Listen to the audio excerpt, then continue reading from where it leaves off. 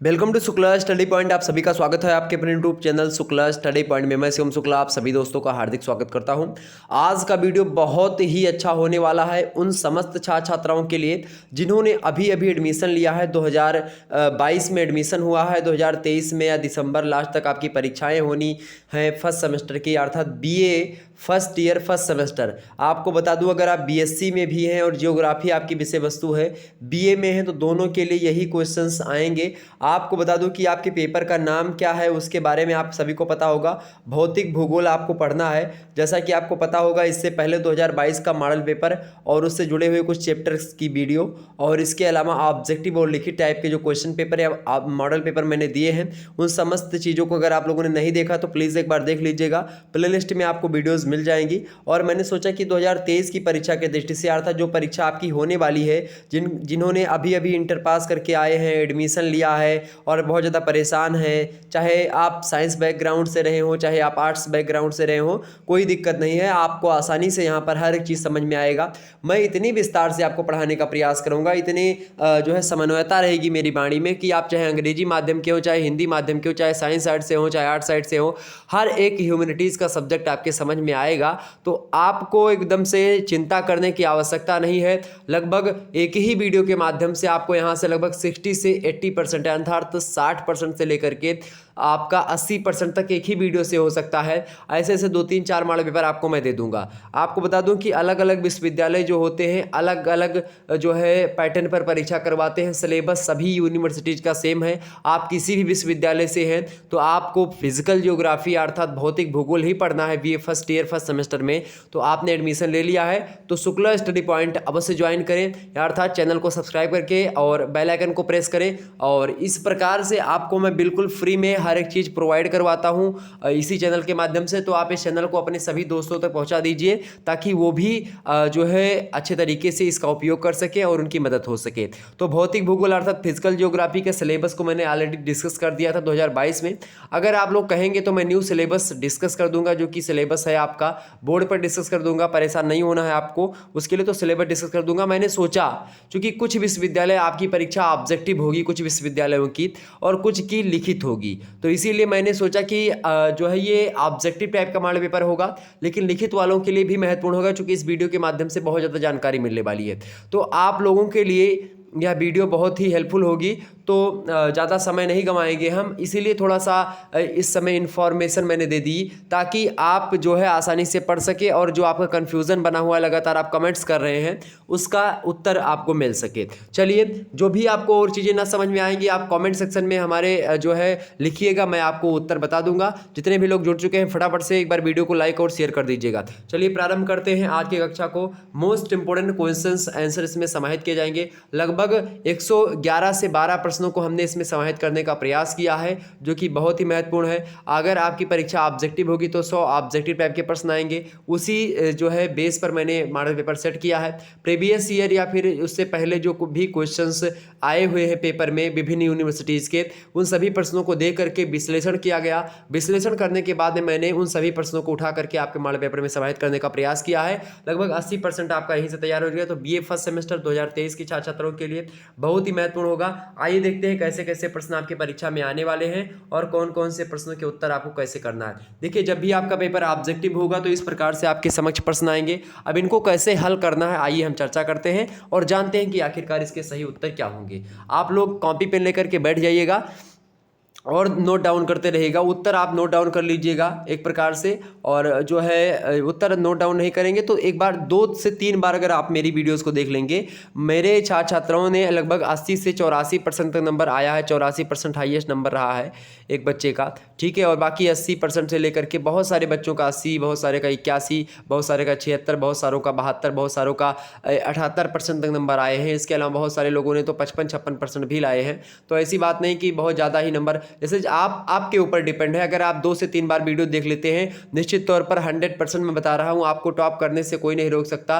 अगर मेरे द्वारा बताए गए लगभग 3 से 4 मॉडल पेपर आपने देख लिया, चाहे ऑब्जेक्टिव का चाहे लिखित का, तो आप एकदम से धुआं करने वाले हैं और आप ही अगले टॉपर बनने वाले हैं। विश्वास मानिए, बहुत सहज होता है। क्यों सहज होता? क्योंकि हम लोग आपके साथ बैठे हुए हैं, लगातार आपकी पेपर्स को हम पढ़ते हैं, डिस्कस करते हैं, यूनिवर्सिटीज़ के प्रोफेसर से बात करते हैं, क्या संभावना होती है, तमाम प्रकार के पहलुओं पर चर्चा होती, तो आपको भटकने की आवश्यकता नहीं है। पहला प्रश्न आपकी स्क्रीन पर आ चुका कि भूगोल शब्द का सर्वप्रथम प्रयोग किस विद्वान ने किया था? तो भूगोल शब्द का सबसे पहले प्रयोग जो किया था वो करने वाले विद्वान, देखिए 4 ऑप्शन आपको दिए जाएंगे, इनमें से एक ऑप्शन ही सही होगा। तो करेक्ट आंसर आपका होगा इरेटास्थनीज। इरेटास्थनीज की एक पुस्तक है जियोग्राफिका।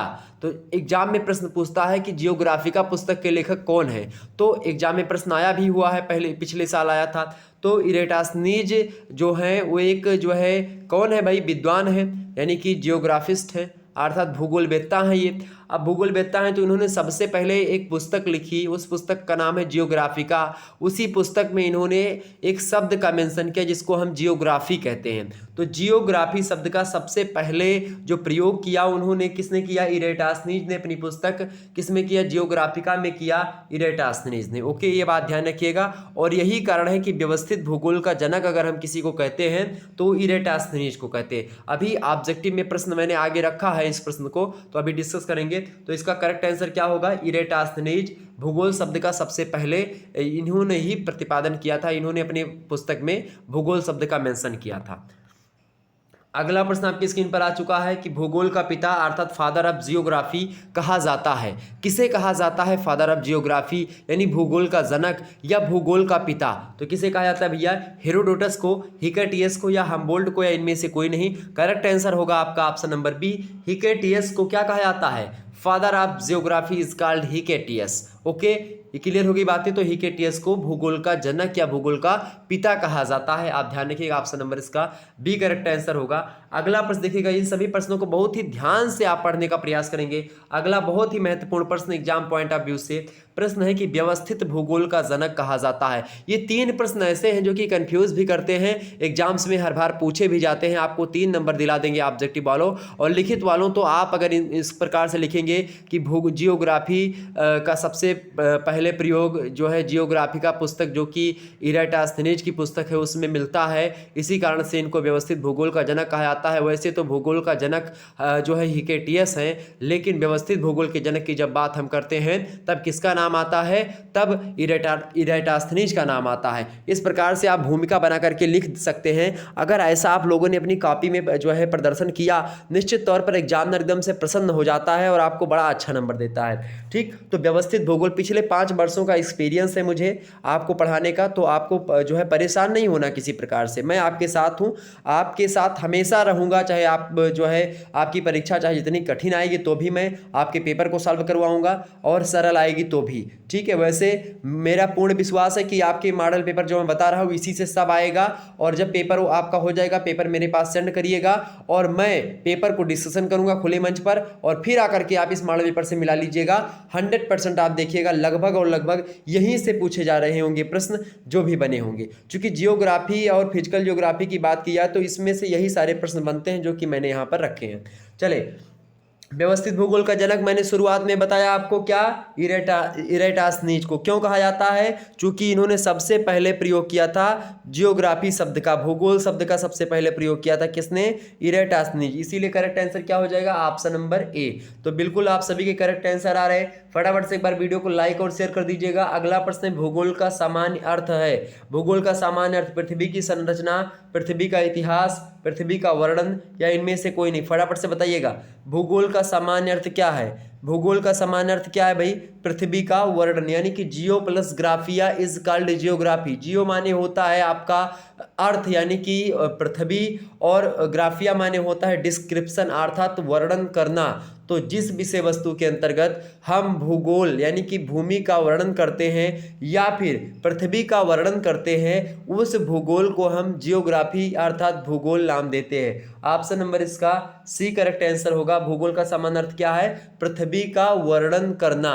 अब पृथ्वी पर बहुत सारी चीज़ें होती हैं और ख़ास करके जब भी भूगोल आप पढ़ते हैं तो दो कैटेगरी भूगोल की होती है, एक तो मानव भूगोल और एक भौतिक भूगोल। जब आप भौतिक भूगोल पढ़ेंगे तो भौतिक भूगोल आपको फर्स्ट सेमेस्टर में पढ़ना पड़ेगा, मानव भूगोल आपको सेकंड सेमेस्टर में पढ़ना पड़ेगा, थर्ड सेमेस्टर में आपको पढ़ना पड़ेगा पर्यावरण से संबंधित चीज़ें, ठीक है, यानी इन्वायरमेंटल स्टडीज, इन्वायरमेंटल जियोग्राफी। तो आप जब फर्स्ट सेमेस्टर में फिजिकल जियोग्राफी पढ़ेंगे तो फिजिकल जियोग्राफी में आपको जैसे कि नदी के बारे में, पहाड़ के बारे में, पर्वत के बारे में, मैदान के बारे में, झील के बारे में, ठीक है, चोटी क्या होती है, घाटी क्या होती है, इसमें भ्रंश घाटी, भ्रंश वलित पर्वत क्या होता है, भ्रंश पर्वत क्या होता है। इसके अलावा आप देखिएगा बहुत सारे पर्वतों का निर्माण कैसे हुआ, महाद्वीप कैसे बनते हैं, बहुत सारे जो सागर बने कैसे बने हैं, सबसे गहरा जो है सागर कौन सा, सबसे बड़ा सागर कौन सा है। ऑब्जेक्टिव में यही सब प्रश्न आते हैं। इसके अलावा और एक जो है कुछ पारिस्थितिकी से भी जुड़ा हुआ प्रश्न यहाँ पर आपको लास्ट इकाई में देखने को मिलता है।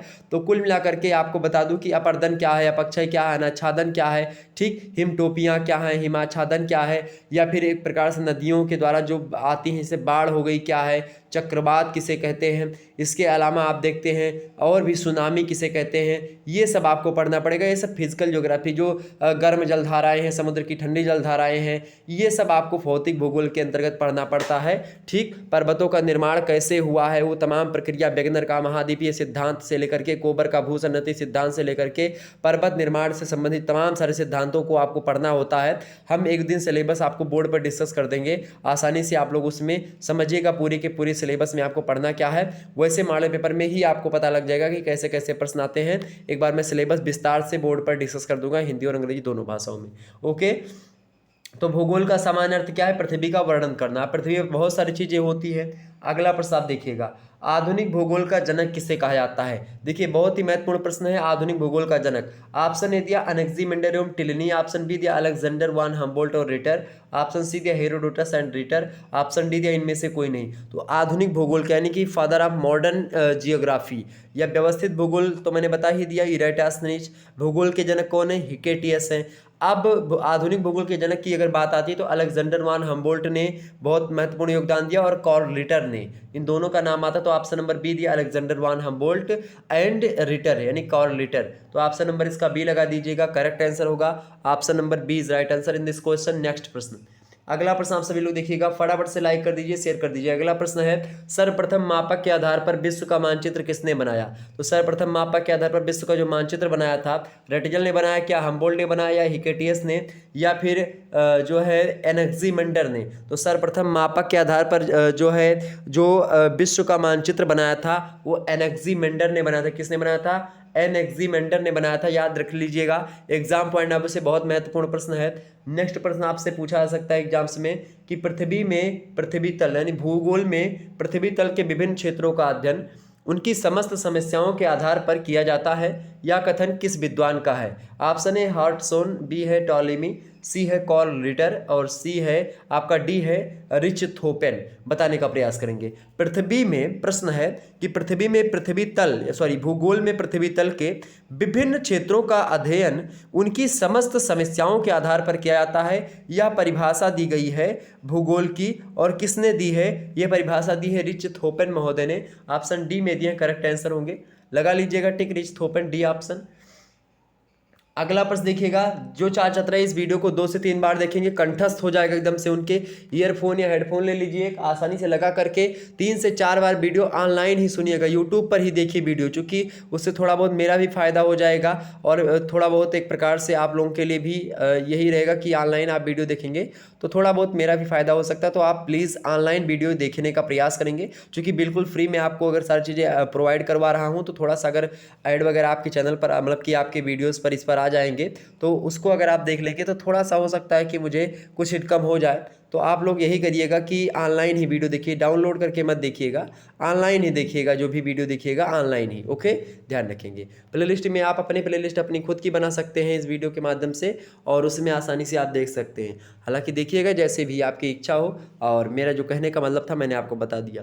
आगे देखते हैं, द्वितीय श्रेणी के उच्चावच निम्न में से कौन है। उच्चावच आपको पहली बार नाम सुनने को मिल रहा होगा, उच्चावच या उच्चावचन, ये क्या होते हैं। उच्चावच या उच्चावचन का नाम सुनते ही आप लोग घबरा जाते हैं, बिल्कुल से बिल्कुल घबराने। उच्चावच माने होता है एक प्रकार से जैसे कि पृथ्वी पर बहुत सारे, देखिए पृथ्वी पर समतल मैदान होते हैं, जैसे उत्तर प्रदेश में और आप देखिएगा पंजाब का इलाका, ये सब क्या है, ये सब मैदान में बसे हुए हैं। ठीक है, गंगा यमुना का जो जलोढ़ मृदा है यानी दुआब क्षेत्र है, उसी में हम लोग रहते हैं।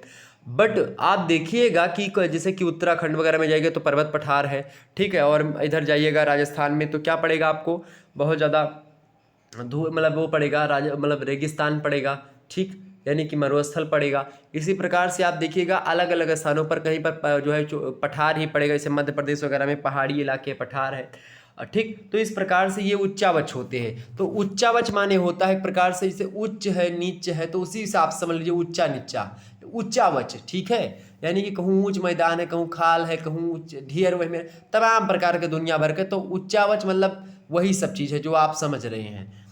तो द्वितीय श्रेणी, प्रथम श्रेणी, तृतीय श्रेणी, यानी जो पहले उच्चावच आवा वो प्रथम श्रेणी के, जो बादी में आवा वो द्वितीय श्रेणी, और जो नौकरे बादी में हो तृतीय श्रेणी। ठीक, बहुत सहज है, कहूँ भटकक और समझे कि नहीं कि बहुत बड़ा रॉकेट साइंस ज्योग्राफी है, कंसेप्चुअल सब्जेक्ट है, अवधारणात्मक विषय है, तो बिल्कुल परेशान नहीं हुए थे। तो है सबका हम हन तोरे साथ एकदम से बिल्कुल, और ज़िंदगी भर आपके नैया व्यापार ले चले है, तो बड़े आसानी से पढ़ो, शेयर करो बस दबा एक वीडियो। चलो, द्वितीय श्रेणी के उच्चावच की अगर बात की जाए यानी द्वितीय श्रेणी में, तो पहले क्या क्या बना था भाई, पहले आप ध्यान करो, पहले क्या क्या बना है, तो आपका पहले बना है, आपका क्या बना है, महाद्वीप का निर्माण हुआ है और महासागरों का निर्माण हुआ है। वेगनर का महाद्वीपीय विस्थापन का सिद्धांत, एक वीडियो मैंने इस पर ऑलरेडी बोर्ड पर बनाई थी। तो वेगनर महोदय ने कहा कि पहले क्या क्या बना था, पहले आपका जो है एक जो है बहुत बड़ा क्या था, एक जो है द्वीप था जिसको हम पैंजिया कहते थे, और एक बहुत बड़ा सागर था जिसको पैंथालासा कहते थे। सभी महाद्वीप एक में जुड़े थे, उसका नाम पैंजिया था। पैंजिया धीरे धीरे क्या हुआ, जल के टकराव से या उसमें कुछ बल का बताया उन्होंने, और उस बल के कारण से क्या हुआ, वो टूट गया दो भागों में। पैंजिया अब दो भागों में बटा, एक अंगारा लैंड और एक गोंडवाना लैंड, यानी एक लारेसिया कहा गया और एक गोंडवाना लैंड। ओके, ये बात ध्यान रखिएगा, अंगारा लैंड ऊपर वाले हिस्से को, गोंडवाना लैंड नीचे वाले हिस्से को। तो नीचे वाले हिस्से से बाद में चल करके गोंडवाना लैंड से जैसे कि दक्षिणी अमेरिका महाद्वीप हो गया, अफ्रीका महाद्वीप हो गया, और इंडिया का जो दक्षिणी भारत है वो भी उसी से बना है। इसके अलावा ऑस्ट्रेलिया महाद्वीप हो गया, अंटार्कटिका महाद्वीप हो गया, ये सब महाद्वीप गोंडवाना लैंड के टूटे गए भाग हैं। इसके अलावा जो ऊपरी आपके महाद्वीप दिखाई पड़ेंगे जैसे कि उत्तरी अमेरिका महाद्वीप हो गया, ठीक है, और इसके अलावा ग्रीनलैंड द्वीप समूह हो गया। इसके अलावा आपका यूरोप और एशिया महाद्वीप हो गया का उत्तरी सभी भाग, यूरोप तो पूरा, एशिया महाद्वीप का लगभग और उत्तरी पूरा भाग लगभग लगेंगे दक्षिणी भारत को छोड़ करके। ये सब जो एरियाज है ये सब किससे बने हैं, ये सब बने हैं बाबू, किससे बने हैं ये सब आपके बने हैं,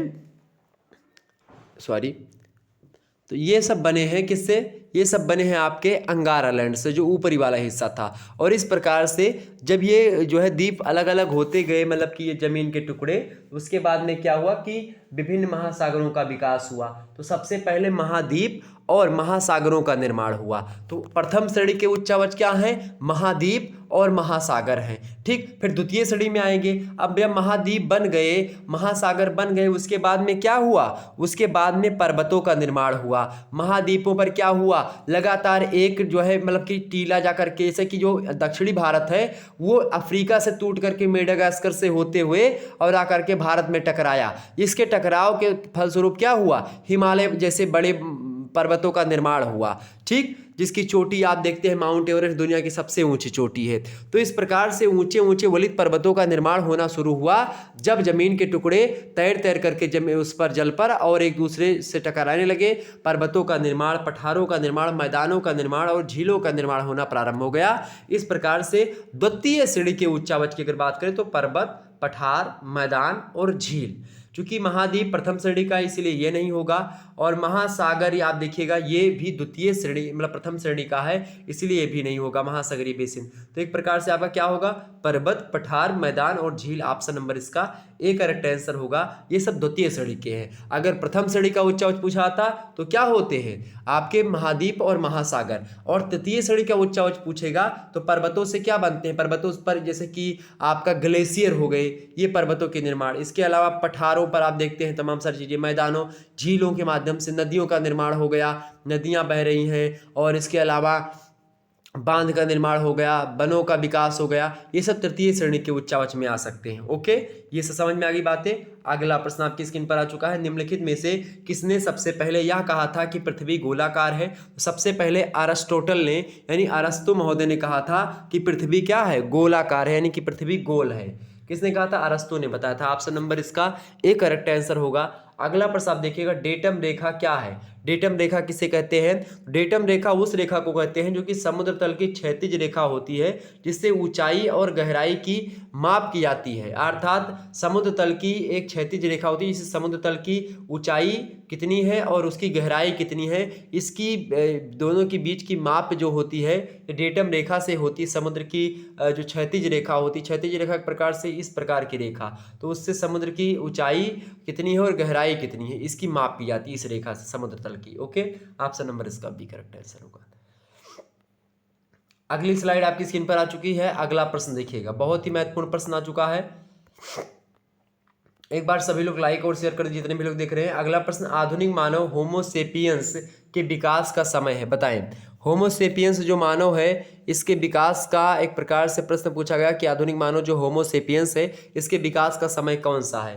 प्लीस्टोसीन युग या होलोसीन युग या कार्बोनिफेरस युग या जुरासिक युग। ये पृथ्वी का एक प्रकार से जो विकास का युग रहा है, पृथ्वी पर कैसे कैसे कौन कौन से युग आए हैं, ठीक है, उसका एक प्रकार से ये कालक्रम है। कालक्रम भी आपको सिलेबस में पढ़ाना पड़ेगा आपको। तो आधुनिक जो मानव का विकास हुआ है वो किस में हुआ है, इसको एकदम से रट लीजिएगा, प्लीस्टोसीन युग में हुआ है। एग्जाम में 100% प्रश्न आता है, रट लीजिएगा मेरे भैया। ऑप्शन नंबर इसका ए करेक्ट आंसर होगा। अगला प्रश्न देखो भाई सभी लोग, अगला प्रश्न आपकी स्क्रीन पर आ चुका है। महाद्वीप एवं महासागरों की वर्तमान स्थिति किस काल में विकसित हुई है? वर्तमान स्थिति मतलब कि जो पांच मतलब लगभग 7 महाद्वीप आपके हैं, एक 8वां महाद्वीप भी आपको दिखाई पड़ रहा होगा, न्यूज में आया था आज के लगभग 1 साल पहले। और इसके अलावा जो महासागर है तमाम सारे, लगभग 4 से 5 महासागरों की गिनती की जाती, गणना की जाती है। तो उनमें से आप बताइए कि ये सब इन महाद्वीपों और महासागरों की जो वर्तमान स्थिति हुई है वो किस काल में आकर के विकसित हुआ है? वेगनर के महाद्वीपीय विस्थापन सिद्धांत के अनुसार ही आप पता लगा सकते हैं। तो महाद्वीप और महासागरों की जो वर्तमान स्थिति है ये किस काल में विकसित हुई भाई? आदि महाकल्प में, पराजीव महाकल्प में, मध्यजीवी महाकल्प में या नूतन महाकल्प में? तो ये आकर के कब हुई है? नूतन महाकल्प। ध्यान रखिए, नूतन माने नया, ठीक है। तो नूतन महाकल्प यानी नए महाकल्प में महाद्वीप और महासागरों की वर्तमान स्थिति का निर्माण हुआ है। ये प्रश्न भी आपके लिए बहुत ही ज़्यादा महत्वपूर्ण है, आप इसको भी रट लीजिएगा, एकदम से ध्यान रखिएगा। 2 से 3 बार देखिएगा वीडियो, आपको एकदम से याद हो जाएगा। अगला प्रश्न है कि भारत में दक्कन के पठार पर लावा का फैलाव हुआ था, बताएं। जुरासिक काल में, क्रिस्टेसस काल में या ट्रियासिक काल में या इओसीन काल में, बताएं। तो भारत में जो दक्कन का पठार है, दक्षिण में पड़ता है दक्कन का पठार, यहाँ पर है। दक्कन के पठार की बात की जाए, दक्कन का पठार भारतीय तो ये नक्शा है, गुजरात से होते हुए जम्मू कश्मीर आप चले जाइएगा, ठीक है। यही तो आपका भारत का नक्शा है, यही आपका दक्कन का पठार पड़ेगा। तो दक्कन के पठार की बात की है तो दक्कन के पठार पर लावा का जो फैलाव हुआ था, जिसके कारण से दक्कन के पठार के आसपास की जो मिट्टी है वो काली मिट्टी है। और काली मिट्टी का निर्माण कैसे होता है? ज्वालामुखी की क्रिया के द्वारा जब जो लावा होता है, फैलता है, वो जब सूख जाता है उसके बाद में काली मिट्टी का निर्माण होता है, जो कि कपास के जो फसल के लिए बहुत ही उपयोगी होती है। ये भी प्रश्न एग्जाम में आते रहते हैं, काली मिट्टी का फैलाव कहाँ पर हुआ, कैसे हुआ? तो ज्वालामुखीता की क्रिया के द्वारा जो ज्वालामुखी का लावा निकलता है उसके सूखने से काली मिट्टी का निर्माण होता है। कपास की दृष्टि से, लेकिन कपास की खेती उस पर अच्छे तरीके से हो सकती है। तो भारत में दक्कन का पठार का जो फैलाव हुआ है वो इओसीन काल में आकर के हुआ है। किस काल में बाबू? इओसीन। ऑप्शन नंबर इसका डी करेक्ट आंसर होगा। अगला प्रश्न आपकी स्क्रीन पर आ चुका है। स्तनधारी जो जीव है उनका विकास की घटना का संबंध किस काल से है? तो स्तनधारी जीवों का जो विकास हुआ है वो हुआ है ट्रियोसिक काल में। कब हुआ है? ट्रियोसिक काल में। ऑप्शन नंबर ए में दिया है। स्तनधारी जो जीव हैं उनका विकास ट्रियोसिक काल में हुआ है। नेक्स्ट प्रश्न आप देखिएगा, अगला प्रश्न आपकी स्क्रीन पर आ चुका कि मानव का पूर्वज प्रथम कपि यानी जिसको एपी कहते हैं, यानी पुच्छहीन बानर, का उसका उद्भव पुच्छहीन यानी जिसके पूंछहीन नहीं, मतलब कि पूंछ पहले पूंछ हुआ करती थी मनुष्यों के, पूंछहीन मतलब पूंछ खत्म हो चुकी थी, उस प्रकार के मानव का जो विकास हुआ है, उस प्रकार के वानर जिसको कहते हैं, उनका उद्भव किस काल की विशेषता है? मायोसीन शक, ओलिगोसीन शक या जुरेसिक शक या क्रिस्टेशियस शक, बताएं। तो मानव का जो पूर्वज प्रथम कपी यानी कि एपी है, उसका जो विकास हुआ है वो बात की जाए, वो उसका काल है ओलिगोसीन शक। ऑप्शन नंबर बी में दिया ओलिगोसीन शक करेक्ट आंसर होगा। अगला प्रश्न आप सभी लोग देखिएगा, अंतिम महाकल्प यानी कि नियोजोइक ईरा जो है, इसकी कालावधि बताइए। तो नियोजोइक जो यानी कि अंतिम महाकल्प जो है, इसकी कालावधि यानी समय जो है वो 10 लाख वर्ष पूर्व से लेकर के आज तक का जो समय काल है, ये अंतिम महाकल्प यानी जो नियोजोइक यानी नूतन महाकल्प के नाम से आना आता है, 10 लाख वर्ष पूर्व से आज तक का समय काल, यही इसकी कालावधि है। नेक्स्ट प्रश्न आप देखिएगा, अक्षांश रेखाओं की संख्या कितनी? अक्षांश रेखाएं कौन सी होती हैं? आपको बता दूं, ये पृथ्वी है, ये पृथ्वी है, ठीक है। और इस पे जो ये रेखाएं होती पृथ्वी पर, ये रेखा देखिएगा, ये रेखाएं जो होती पृथ्वी पर, आप ग्लोब पर देखिएगा कभी, काल्पनिक रेखाएं होती हैं, ये रेखाएं होती हैं अक्षांश रेखाएं, ठीक। और जो इस प्रकार से रेखाएं होती हैं, आपको ये दिखाई पड़ रही होंगी इस प्रकार से, ठीक। ये जो रेखाएं होती हैं आपकी, ये जो रेखाएं होती हैं पृथ्वी पर या ग्लोब पर, आप देखते काल्पनिक रेखाएं ही हैं। तो इस प्रकार की रेखाओं को हम देशांतर रेखाएं कहते हैं। ये उत्तरी ध्रुव होता है पृथ्वी का, ये दक्षिणी ध्रुव होता है। और जो इस प्रकार से रेखाएं जा रही होती हैं, मतलब कि ये वाली रेखाएं देखिएगा, लाल कलर से मैं लिख रहा हूँ, जो इस कलर की रेखाएं जा रही होती है, लाल कलर वाली ये वाली, ठीक है। ये रेखाएं जो होती हैं, ये रेखाएं अक्षांश रेखाएं कहलाती हैं। और जो काले कलर की रेखाएं हैं आपको यहाँ पर दिखाई पड़ रही होंगी, या मान लेते हैं हरे कलर की मैं कर दे रहा हूँ, हरे कलर की जो रेखाएं आपकी दिखाई पड़ रही है, इन्हीं को देशांतर रेखाएं कहते हैं, ठीक है। जो ध्रुवों को मिलाने वाली रेखाएं होती हैं उनको देशांतर रेखाएं कहते हैं। और जो एक प्रकार से मिलाती नहीं ध्रुवों को, एक प्रकार से इस प्रकार से जो है ये चलती चली जाती गोलाई में ऐसे ऐसे, तो वो रेखाएं होती है अक्षांश रेखाएं, ओके। तो इस प्रकार से इन दोनों की जब अक्षांश रेखाएं और देशांतर रेखाएं पढ़ाऊंगा तो विस्तार से समझा दूंगा। तो वही प्रश्न आपसे पूछा जा रहा है, ध्यान रखिएगा। प्रश्न आपका क्या पूछा गया? प्रश्न है कि अक्षांश रेखाओं की कुल संख्या ग्लोब पर जो काल्पनिक तरीके से है वो कितनी है? तो अक्षांश रेखाओं की संख्या की अगर बात की तो 180 रेखाएं आपके आसपास मिलेंगी। अगला प्रश्न आप देखिएगा, देशांतर रेखाओं की संख्या कितनी है? देशांतर रेखाओं की संख्या की बात की जाए तो लगभग 360 रेखाएं आपको मिलेंगी। ऑप्शन नंबर इसका ए करेक्ट आंसर होगा। अगला प्रश्न देखिए, देशांतर रेखा किसे कहते हैं? देशांतर रेखा की बात की जाए तो मैंने आपको बताया कि ग्लोब पर कल्पित रेखाएं जो उत्तरी और दक्षिणी ध्रुव को मिलाती हैं। उत्तरी दक्षिणी ध्रुव यानी कि ये उत्तरी ध्रुव है, ये दक्षिणी ध्रुव है, यानी जो इस प्रकार से रेखाएं मिलाती हैं लंबी लंबी, ये रेखाएं होती देशांतर रेखा। तो यहाँ पर देखिए क्या लिखा है कि ग्लोब पर कल्पित रेखाएं जो उत्तरी और दक्षिणी ध्रुव को मिलाती हैं, उस रेखा को हम देशांतर रेखा कहते हैं, ठीक है। यानी कि ऑप्शन नंबर इसका बी वाला करेक्ट होगा। ग्लोब पर कल्पित रेखाएं जो उत्तरी व दक्षिणी ध्रुव को आपस में मिलाती हैं। और बात की अक्षांश रेखाओं की, ऐसे पूछेगा अक्षांश रेखा किसे कहते हैं? तो अक्षांश रेखा किसे कहते हैं बाबू? अक्षांश रेखा की बात की है तो ग्लोब पर कल्पित रेखा जो भूमध्य रेखा के सहारे पूर्व व पश्चिम दिशा में एक वृत्त का निर्माण करती है। कैसे वृत्त बनाती है आइए देखते हैं। देखिए ऐसे मैं आपको दिखाने का प्रयास कर रहा हूँ, देखिए इस प्रकार से वृत्त बनाती हैं, ऐसे चलेंगे, ऐसे ये 3D में मतलब इस इधर से जाएंगी, इधर से फिर उसी सामने से ऐसे एक वृत्त का निर्माण करेंगे, ठीक है। ऐसे तो एक गोलाई में ऐसे से खींच करके ये, ठीक है। ये तो इस प्रकार की रेखाएं जो होती हैं, यानी कि जो विषुवत रेखा आप देखते हैं यानी भूमध्य रेखा जिसको कहते हैं, इसके अलावा जिसको आप ध्रुव रेखा कहते हैं, जिसको आप कर्क रेखा और मकर रेखा कहते हैं, ये सब रेखाएं अक्षांश रेखाएं हैं, ठीक। तो ये क्लियर होगी बातें। अक्षांश रेखाओं के हिसाब से आपकी जलवायु का पता चलता है कि कहाँ की जलवायु उष्ण है, कहाँ की शीतोष्ण जलवायु, कहाँ पर जो है ठंडी होती, कहाँ पर गर्मी होती है। जबकि जो आपकी देशांतर रेखाएं होती हैं इनसे समय का पता चलता है, ठीक। ये बात आप ध्यान रखिएगा। तो ऑप्शन नंबर इसका डी करेक्ट आंसर होगा। आगे देखते हैं, अगला प्रश्न आपकी स्क्रीन पर आ चुका। निहारिका परिकल्पना के प्रतिपादक कौन थे, बताएं। सबसे पहले बताइएगा कि एक प्रकार से नेचर ऑफ द यूनिवर्स एक पुस्तक है, बहुत फेमस पुस्तक है, ये किसने लिखी है? तो होयल और लिटिलटन की एक पुस्तक है नेचर्स ऑफ द यूनिवर्स। बहुत ध्यान से इस पुस्तक को ध्यान रख लीजिएगा, ओके। ये बात ध्यान रखेंगे। नौ तारक परिकल्पना बताइए भैया, नौ तारक परिकल्पना का प्रतिपादन किसने किया था? तो हायल और लिटिलटन ने ही किया था, जिन्होंने नेचर ऑफ यूनिवर्स पुस्तक की रचना करी और नौ तारक परिकल्पना का प्रतिपादन किया, ओके। अब हम बात कर लेते हैं प्रश्न की। प्रश्न है आपका कि निहारिका परिकल्पना के प्रतिपादक, निहारिका परिकल्पना के प्रतिपादक कौन थे बताएं? लाप्लास, जेम्स जीन्स, ऑटो स्मिड या वेगनर? तो वेगनर का महाद्वीपीय विस्थापन का सिद्धांत है, तो वेगनर तो होंगे नहीं, बिल्कुल नहीं होंगे। ठीक है, तो इनको मैंने काट दिया। इसके अलावा जेम्स जीन्स की दूसरी जो है सिद्धांत है, तो ये भी नहीं होंगे। जेम्स जीन्स का ज्वारीय परिकल्पना का सिद्धांत है, तो ये भी नहीं होंगे। ऑटो स्मिड की बात की जाए तो ऑटो स्मिड का भी ये नहीं है, चूंकि ऑटो स्मिड अलग आ जाते हैं। ऑटो स्मिड ने अंतर तारक धूल परिकल्पना दी है, ठीक है, तो वो भी नहीं होंगे। अब बचे कौन? लाप्लास। तो निहारिका परिकल्पना के प्रतिपादक कौन है? लाप्लास महोदय। इसी साथ ही साथ मैंने बता दिया कि जेम्स जीन्स की कौन सा सिद्धांत है? जेम्स जीन्स का सिद्धांत है बाबू आपका ज्वारीय परिकल्पना का सिद्धांत। ओके, ये बात ध्यान रखिएगा। बिग बैंग परिकल्पना को दिया है जॉर्ज लेमेंटेरे ने। ओके, बाद ऑटो स्मिड की अंतर तारक धूल परिकल्पना, नवतारक परिकल्पना हायल और लिटिलटन की। ये सब ध्यान रखिएगा, एग्जाम में प्रश्न है। आइए देखते हैं अगला प्रश्न आपकी स्क्रीन पर आ चुका है। ज्वारीय परिकल्पना के प्रतिपादक थे बताएं? तो अभी भी मैंने बताया ज्वारीय परिकल्पना हिप्पालस की नहीं है, चेम्बरलिन मोल्टन की नहीं है, ठीक है, और रासगम की भी नहीं है, इनकी भी नहीं। डी ऑप्शन जेम्स जीन्स मैंने बताया था, तो ऑप्शन नंबर इसका डी करेक्ट आंसर होगा। ज्वारीय परिकल्पना के प्रतिपादक विद्वान कौन है? जेम्स जीन्स महोदय। ऑप्शन नंबर डी है। बहुत ही महत्वपूर्ण प्रश्न है आपकी परीक्षा की दृष्टि से, रट लीजिएगा एकदम से।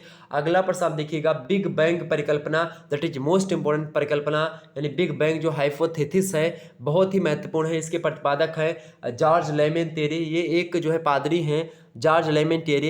इनकी यह सिद्धांत ब्रह्मांड की उत्पत्ति से संबंधित सिद्धांत है। ये वैसे निहारिका परिकल्पना, ज्वारीय परिकल्पना, बिग बैंग परिकल्पना, अद्वैतवादी संकल्पना, ऑटो स्मिड की ज्वारीय मतलब अंतर तारक धूल परिकल्पना, नवतारक परिकल्पना, ये सब परिकल्पनाएं पृथ्वी और ब्रह्मांड की उत्पत्ति से संबंधित परिकल्पनाएं हैं। इनमें से सबसे जो फेमस परिकल्पना आई है या सबसे तर्क संगत परिकल्पना की अगर मैं बात करूं तो वो परिकल्पना आपकी कौन सी बाबू? वो परिकल्पना आपकी है जो है बिग बैंग थ्योरी, अर्थात बिग बैंग सिद्धांत। ओके, तो इसके प्रतिपादक कौन थे? जॉर्ज लेमेंटेरे। ऑप्शन नंबर सी में दिया, करेक्ट आंसर होंगे। यानी पृथ्वी यानी जो है कैसे बनी, ठीक है, अब मैं चर्चा करूंगा इन सभी पर, बताऊंगा आपको, परेशान नहीं होना है आपको। ओके, पृथ्वी का निर्माण कैसे हो, उससे पहले ब्रह्मांड कैसे, एक गोला इन्होंने बताया कि जॉर्ज लेमेंटेरे ने, गोला था, एक ठोस गोला था, उसका घनत्व बहुत ज़्यादा था, यानी कि बहुत घना घना गोला था, ठीक है। अब बहुत घना था, उसमें एक प्रकार से जो उसके कण थे जो है उसके गोले के, वो आपस में ही एक प्रकार से प्रतिकर्षण कर रहे थे, और एक बैग इसी गोले में विस्फोट होता, इतना ठोस गोला था, इतना संकुचन नहीं सह पाया और विस्फोट हुआ, और जब विस्फोट हुआ तो इसी के टुकड़े जो है पूरे इधर उधर फैल गए, और इस प्रकार से एक ही दिशा में ऐसे से फैलते चले गए। और आजकल जो तमाम सारे जो एक प्रकार से जो आपको निहारिकाएं और ये मंदाकिनियां दिख रही हैं जितने भी आपको, और इसके अलावा तमाम प्रकार के जो तारे टिमटिमाटे आपको दिखाई पड़ते हैं रात में जब आप लेटते हैं बाहर, ये सभी की सभी चीज़ें जो है इसी एक ही जो है बिंदु से उत्पन्न हुई है, और आने वाले समय में यही एक ही बिंदु में सारा का सारा ब्रह्मांड समा जाएगा। ये भी जो है आगे चल करके विद्वानों ने बताया। तो इस प्रकार से ये सिद्धांत जो है ये फेमस है। ओके, अगला परिकल्पना आपकी अद्वैतवादी संकल्पना के प्रमुख विद्वान कौन कौन से हैं? अद्वैतवादी परिकल्पना के सिद्धांत विद्वान कौन कौन से भाई? उनमें नाम आता है कांट, लाप्लास, लॉस, लाकियर, इन सभी का नाम है। ऑप्शन नंबर ए वाले विद्वान बिल्कुल करेक्ट हैं। अगला प्रश्न देखिएगा, ऑटो स्मिड ने अपनी अंतर तारक धूल परिकल्पना किस वर्ष प्रतिपादित की थी बताएं? तो ऑटो स्मिड ने कौन सी परिकल्पना प्रतिपादित की थी? अंतर तारक धूल परिकल्पना। ये भी एग्जाम में प्रश्न पूछ सकता है। कब प्रकाशित की थी? ये हो सकता है एग्जाम में नहीं पूछेगा, लेकिन फिर भी आप जान लीजिए 1943 में की थी। 1943 ईस्वी में ऑटो स्मिड ने अंतर तारक धूल परिकल्पना का प्रतिपादन किया था। ऑप्शन नंबर इसका यही करेक्ट होगा। ये भी सब सिद्धांत जितने भी मैं बता रहा हूँ ये ब्रह्मांड और पृथ्वी की उत्पत्ति से संबंधित सिद्धांत ही हैं। ओके, आगे बढ़ते हैं। अगला प्रश्न आपकी स्क्रीन पर आ चुका है कि पृथ्वी की आंतरिक संरचना जानने के संबंध में अप्राकृतिक साधनों के अंतर्गत आते हैं बताएं? पृथ्वी की आंतरिक संरचना जानने के लिए सबसे पहले बात किया है तो ये एक वीडियो मैंने पढ़ाया भी बोर्ड पर पूरा का पूरा पृथ्वी की आंतरिक संरचना के बारे में, तो आप इसमें देखिएगा जो है ताप, दाब और घनत्व, यानी कि घनत्व, दबाव और तापमान, इसके आधार पर पृथ्वी की आंतरिक संरचना का पता लगाया जाता था पहले। अप्राकृतिक साधन है ये, ठीक है, इनके अंतर्गत ही हम पता लगाते थे कि आखिरकार पृथ्वी के अंदर क्या है। और एक समय ऐसा था कि रूस जो देश है आपका, उसी में एक कोला क्षेत्र पड़ता है। उसी कोला नामक क्षेत्र पर खुदाई करने के लिए बहुत सारे विद्वानों ने कहा खुदाई की जाए, और एक मशीन बनाई लोगों ने, और उससे खुदाई होना प्रारंभ हुई कि पृथ्वी को हम खोदेंगे और उस सब फिर पता लगाएंगे कि पृथ्वी के अंदर है क्या। और खुदाई होने मात्र 12 किलोमीटर तक खुदाई हो पाई अंदर। उसके बाद में मशीन के पुर्जे उर्जे जो थे सब वो सब गल गए। इतना ज़्यादा तापमान था, इतना ज़्यादा प्रेशर था वहाँ पर कि मशीन सब रुक ही नहीं पाई। और इस प्रकार से ताप, दाब और घनत्व का सहारा लेकर के पता लगा। उसके बाद में फिर भूकंपीय तरंगों के माध्यम से अब पता लगने लगा है कि पृथ्वी की आंतरिक संरचना में क्या है। पृथ्वी और सियाल, सीमा, निफे, ये सब तो जो है स्वेस महोदय ने आकर के बताया। हम चर्चा करेंगे इन तमाम प्रकार के मुद्दों पर। हालांकि ये प्रश्न आपके लिए बहुत महत्वपूर्ण है, ऑप्शन नंबर इसका ए लगा दीजिएगा। अगला प्रश्न आपकी स्क्रीन पर आ चुका है। रासायनिक संगठन के आधार पर किस विद्वान ने पृथ्वी की संरचना को 3 भागों में विभक्त किया है? तो रासायनिक संगठन के आधार पर बात की है सियाल, सीमा, निफे। आप देखिएगा इसको रासायनिक संगठन के आधार पर किस विद्वान ने पृथ्वी की संरचना को 3 भागों में बांटा है? तो किसने बांटा है भाई, किसने बांटा? फटाफट से बताने का प्रयास करेंगे। बिल्कुल, एडवर्ड स्वेस। स्वेस महोदय, मैंने बताया था ना कि सियाल, सीमा, निफे किसने बांटा है? स्वेस महोदय ने बांटा है। इन्होंने कहा कि सियाल, पृथ्वी की आंतरिक संरचना के बारे में इन्होंने कहा कि पृथ्वी की जो आंतरिक संरचना है कुछ इस प्रकार से है, ठीक है। इस प्रकार से इन्होंने एक चित्र के माध्यम से बताने का प्रयास किया। देखिए, ये पृथ्वी की भूपरपट्टी है ऊपर की, और इसमें इन्होंने बताया कि ये भूपरपट्टी से नीचे यहाँ तक लगभग एरिया को इन्होंने क्या बता दिया, ये सियाल है, यानी कि SIAL, सियाल। यानी इसमें सिलिका और एल्यूमिनियम की अधिकता है इसमें। इसके बाद में बीच वाले जो एरिया है इसको इन्होंने क्या बताया, निफे, सॉरी सियाल, सीमा, SIMA। SI का मतलब क्या हो गया आपका, सीख है सिलिका, और इसके अलावा जो है MG का मतलब क्या हो गया, मैग्नीशियम। तो सिलिका और मैग्नीशियम की अधिकता इस एरिया में मिली, इसीलिए इन्होंने कहा कि इसका नाम सीमा है। तो सियाल, सीमा, और लास्ट वाला इन्होंने कहा निफे है, ठीक है। जो है NIFE, निफे। निफे माने क्या होगा, NI मतलब होता है निकल, FE माने होता है फेरस, फेरस माने लोहा। तो यानी कि निकल और फेरस की अधिकता यहाँ पर, यानी कि ठोस एरिया है ये, ठीक। तो इस प्रकार से सियाल, सीमा, निफे ये पृथ्वी की आंतरिक संरचना के तौर पर इन्होंने बताया स्वेस महोदय ने। तो ऑप्शन नंबर बी में दिए हैं, करेक्ट आंसर होंगे। अगला प्रश्न आप देखिएगा, चेम्बरलिन मोल्टन की ग्रहाणु परिकल्पना के अनुसार पृथ्वी का अंतरतम भाग किस अवस्था में है? तो पृथ्वी का अंतरतम जो भाग है वो चेम्बरलिन मोल्टन की ग्रहाणु परिकल्पना के अनुसार अगर देखा जाए तो उसके अंतरतम भाग जो है वो ठोस अवस्था में उन्होंने बताया। ऑप्शन नंबर इसका सी करेक्ट आंसर होगा। अगला प्रश्न आप देखिएगा, पृथ्वी की कौन सी लहर तरल भाग में लुप्त हो जाती है? तो तरल भाग में जाकर के, सॉरी, जो तरल भाग होता है उसमें पृथ्वी के अंदर जो भूकंपी की तरंगे होती हैं, वो जो S नाम की तरंग होती है, सेकेंडरी वेव्स जो होती हैं वो लुप्त हो जाती हैं। ऑप्शन नंबर इसका भी करेक्ट आंसर होगा। यहीं पर एक प्रश्न और आपको दिखाई पड़ा कि सर्वाधिक प्रभावी तथा धरातल पर सबसे लंबा मार्ग तय करने वाली जो भूकंपीय लहर होती है, तरंग होती है, कौन सी है? तो उस तरंग का नाम है यल। यानी जो धरातलीय लहर है, यानी कि यल लहर है, वो क्या करती है, सर्वाधिक प्रभावी होती है और धरातल पर सबसे लंबा मार्ग तय करती है, ये भूकंपीय लहर। ओके, आगे बढ़ते और भी चीज़ों को जानने का प्रयास करते हैं। अगला प्रश्न आपकी स्क्रीन पर आ चुका है कि किस युग को मानव युग यानी कि एज ऑफ मैन कहा जाता है?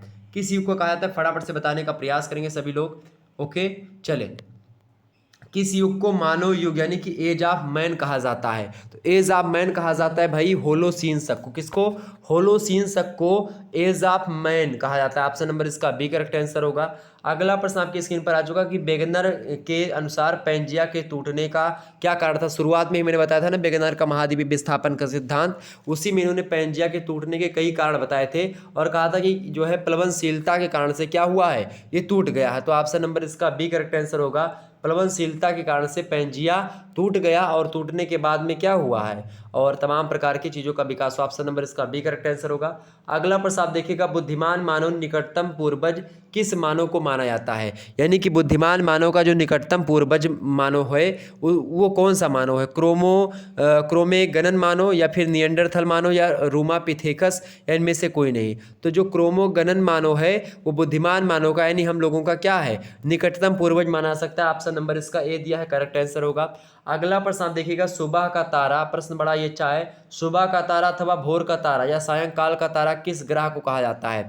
तो सुबह का तारा कहो या भोर का तारा कहो या सायंकाल का तारा कहो, सब किसे कहा जाता है? शुक्र को, यानी कि वेनस ग्रह जो है इसी को, शुक्र को सुबह का तारा कहते हैं, भोर का तारा कहते हैं और सायंकाल का भी तारा कहते हैं। चूंकि ये हमेशा आप देखते हैं थोड़ा सा बड़ा टिमटिमाता है, चाहे सुबह के समय में आप देखेंगे तो ये तारा आपको दिखेगा, भोर का तारा मतलब कि एकदम पछलहारा देखेंगे तो भी आपको दिखेगा, और शाम को देखेंगे एकदम सायंकाल सबसे पहले निकल आएगा, तो इसीलिए इसको ये कहा जाता है। ऑप्शन नंबर इसका सी करेक्ट आंसर होगा। अगला प्रश्न देखिएगा, एक खगोलीय एकक, यानी कि एक प्रकार से अंग्रेजी में आपको लिखा हुआ है यहाँ, यानी कि वन एस्ट्रोनॉमिकल यूनिट की जो औसत दूरी होती है क्या होती है? एक खगोलीय एकक की औसत दूरी कितनी होती है? तो लगभग और लगभग पृथ्वी और सूर्य के बीच की जितनी दूरी होती है उतनी ही एक खगोलीय एकक की दूरी होती है। ऑप्शन नंबर इसका एक करेक्ट आंसर होगा, पृथ्वी और सूर्य के बीच की दूरी इज इक्वल टू एक खगोलीय एकक की दूरी। ओके, ऑप्शन नंबर इसका एक करेक्ट आंसर होगा। आप सभी लोग शुक्ला स्टडी पॉइंट को रिकमेंड कीजिए अपने समस्त दोस्तों को, और सभी दोस्तों को बताइए कि शुक्ला स्टडी पॉइंट पर बेस्ट तैयारी होती है। आप किसी भी विश्वविद्यालय से, आप डॉक्टर राम मनोहर लोहिया, वीर बहादुर सिंह पूर्वांचल, महात्मा गांधी काशी विद्यापीठ, और इसके अलावा जो है सिद्धार्थ यूनिवर्सिटी कपिल वस्तु, इसके अलावा बात की जाए चौधरी चरण सिंह मेरठ विश्वविद्यालय, इलाहाबाद विश्वविद्यालय, लखनऊ विश्वविद्यालय, दीनदयाल उपाध्याय गोरखपुर विश्वविद्यालय, इसके अलावा बिहार विश्वविद्यालय, राजस्थान विश्वविद्यालय, उत्तराखंड विश्वविद्यालय, इन तमाम प्रकार के विश्वविद्यालय छात्र हैं वो हमसे पढ़ते हैं उनको, और इसके अलावा और भी तमाम सारे विश्वविद्यालय हो गए, जैसे कि अगर मैं बात करूँ आगरा विश्वविद्यालय, भीमराव अम्बेडकर यूनिवर्सिटी, इसके अलावा जो है ज्योतिबा राव फूले विश्वविद्यालय, वो भी। तो इस सभी विश्वविद्यालय के सिलेबस को ध्यान में रखकर जननायक चंद्रशेखर बलिया विश्वविद्यालय और कानपुर विश्वविद्यालय, छत्रपति साहू जी महाराज विश्वविद्यालय कानपुर, इन सभी विश्वविद्यालय से संबंधित जो लेक्चर्स होते हैं हमारे चैनल पर होते हैं, और भी विश्वविद्यालय जितने नाम नहीं ले पा रहा हूँ जिनका, वो सभी के सभी सिलेबस को मैं ध्यान में रख करके पढ़ाता हूँ। तो आपको परेशान नहीं होना, आप किसी भी विश्वविद्यालय से हैं, आप मात्र इस वीडियो को देखिएगा, बाकी और भी मॉडल पेपर मैं देने का प्रयास करूंगा, आप उनको देखिएगा, निश्चित तौर पर आप आसानी से एग्जाम में अच्छे अंक प्राप्त करेंगे। अगला प्रश्न आपकी स्क्रीन पर आ चुका कि प्रथम श्रेणी का उच्चावच है, बताएं। उससे पहले आपने द्वितीय श्रेणी का बताया था, प्रथम श्रेणी का उच्चावच मैंने बताया था कि महाद्वीप और महासागरीय बेसिन जो है ये क्या है? प्रथम श्रेणी के उच्चावच है। ऑप्शन नंबर इसका एक करेक्ट आंसर होगा। अगला प्रश्न आप देखिएगा, अगला प्रश्न आपकी स्क्रीन पर आ चुका है कि पृथ्वी पर स्थल का विस्तार कितने प्रतिशत है, बताएं। पृथ्वी पर स्थल का विस्तार कितने परसेंट तक है, बताएं। तो 29.13 यानी 29.13% आप देखिएगा पृथ्वी पर स्थल का भाग विस्तार है। बाकी लगभग और लगभग बात की जाए 70% से आसपास 71% तक, यानी 70.87% की बात की जाए तो उतना परसेंट आपका जल मिलेगा। ओके, आगे बढ़ते। अगला प्रश्न आपकी स्क्रीन पर आ चुका कि पृथ्वी पर महाद्वीपों की संख्या कितनी है? तो 7 महाद्वीपों की संख्या। ऑप्शन नंबर इसका सी करेक्ट आंसर होगा। 7 महाद्वीप कौन कौन से हो गए आपके?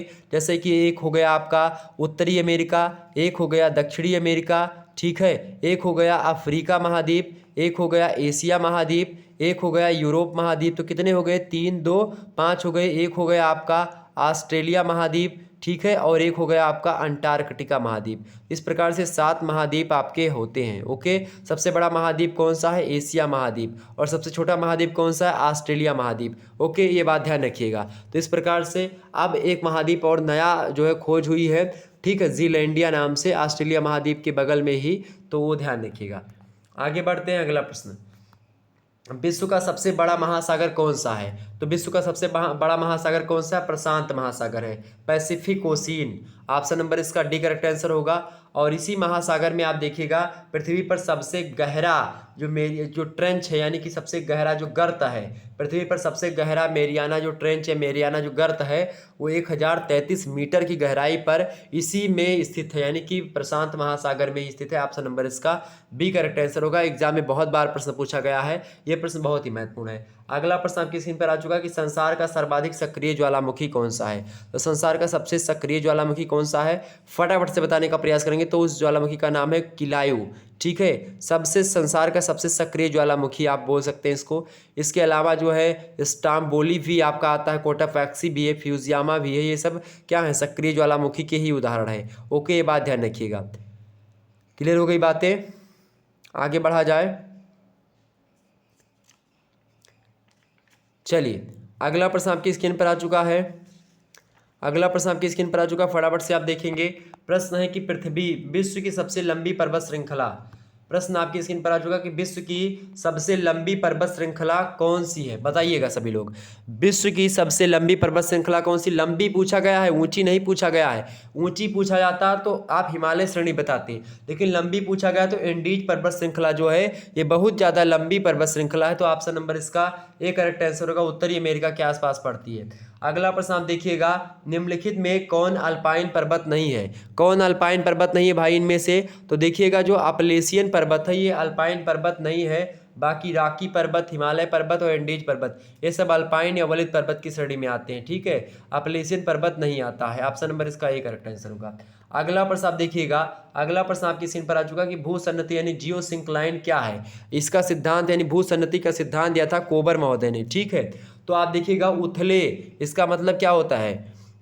भूसन्नति यानी जो उथला हुआ, और संकरा यानी उथला मतलब कि एक प्रकार से थोड़ा सा बहुत गहरा हो, सकरा बहुत पतला हो और जलीय भाग हो, जिसकी तलछट में अवसादों का जमाव तथा धसाव हो, यानी कि खूब गहरा एक प्रकार से, इस प्रकार से जब होता है ये, ठीक। ये मान लें महासागर ये है, ये आपका एक प्रकार से ये महासागर है, और इसी में एक गहरा चीज़ होता है जिसमें आकर के नदियों के द्वारा जल बहा करके लाते हैं, तो एक प्रकार से बेग के साथ इसमें जब गिरते हैं ये गहरा होता और चला जाता है। इसमें जो नदियों के द्वारा बहाए गए मलबे हैं आकर के तलछट में जम जाते हैं। इसके कारण से होता क्या है कि ये मलबा बहुत ज़्यादा होता जाता है, और उसके बाद में क्या होता है, जब इस पर खूब दबाव पड़ता है तो इधर का जो जल है, यानी इधर वाली जो मतलब कि जो ज़मीन यानी कि जो ये होता है, मतलब इसका धरातल जल का ये ऊपर की ओर उठता है, ठीक है। जब इस पर क्या होगा, दबाव पड़ेगा तो ये खींचेगा, ये पूरा इधर खिंचाव का बल पड़ेगा तो ये क्या होगा, ऊपर की ओर भागेगा, ये भी ऊपर की ओर भागेगा, और इस कारण से क्या होगा, फिर ये भी भागेगा, ये भी भागेगा, और यही पर आकर के दोनों शिलाओं में, दोनों मतलब कि जो धरातल होते हैं समुद्रों के,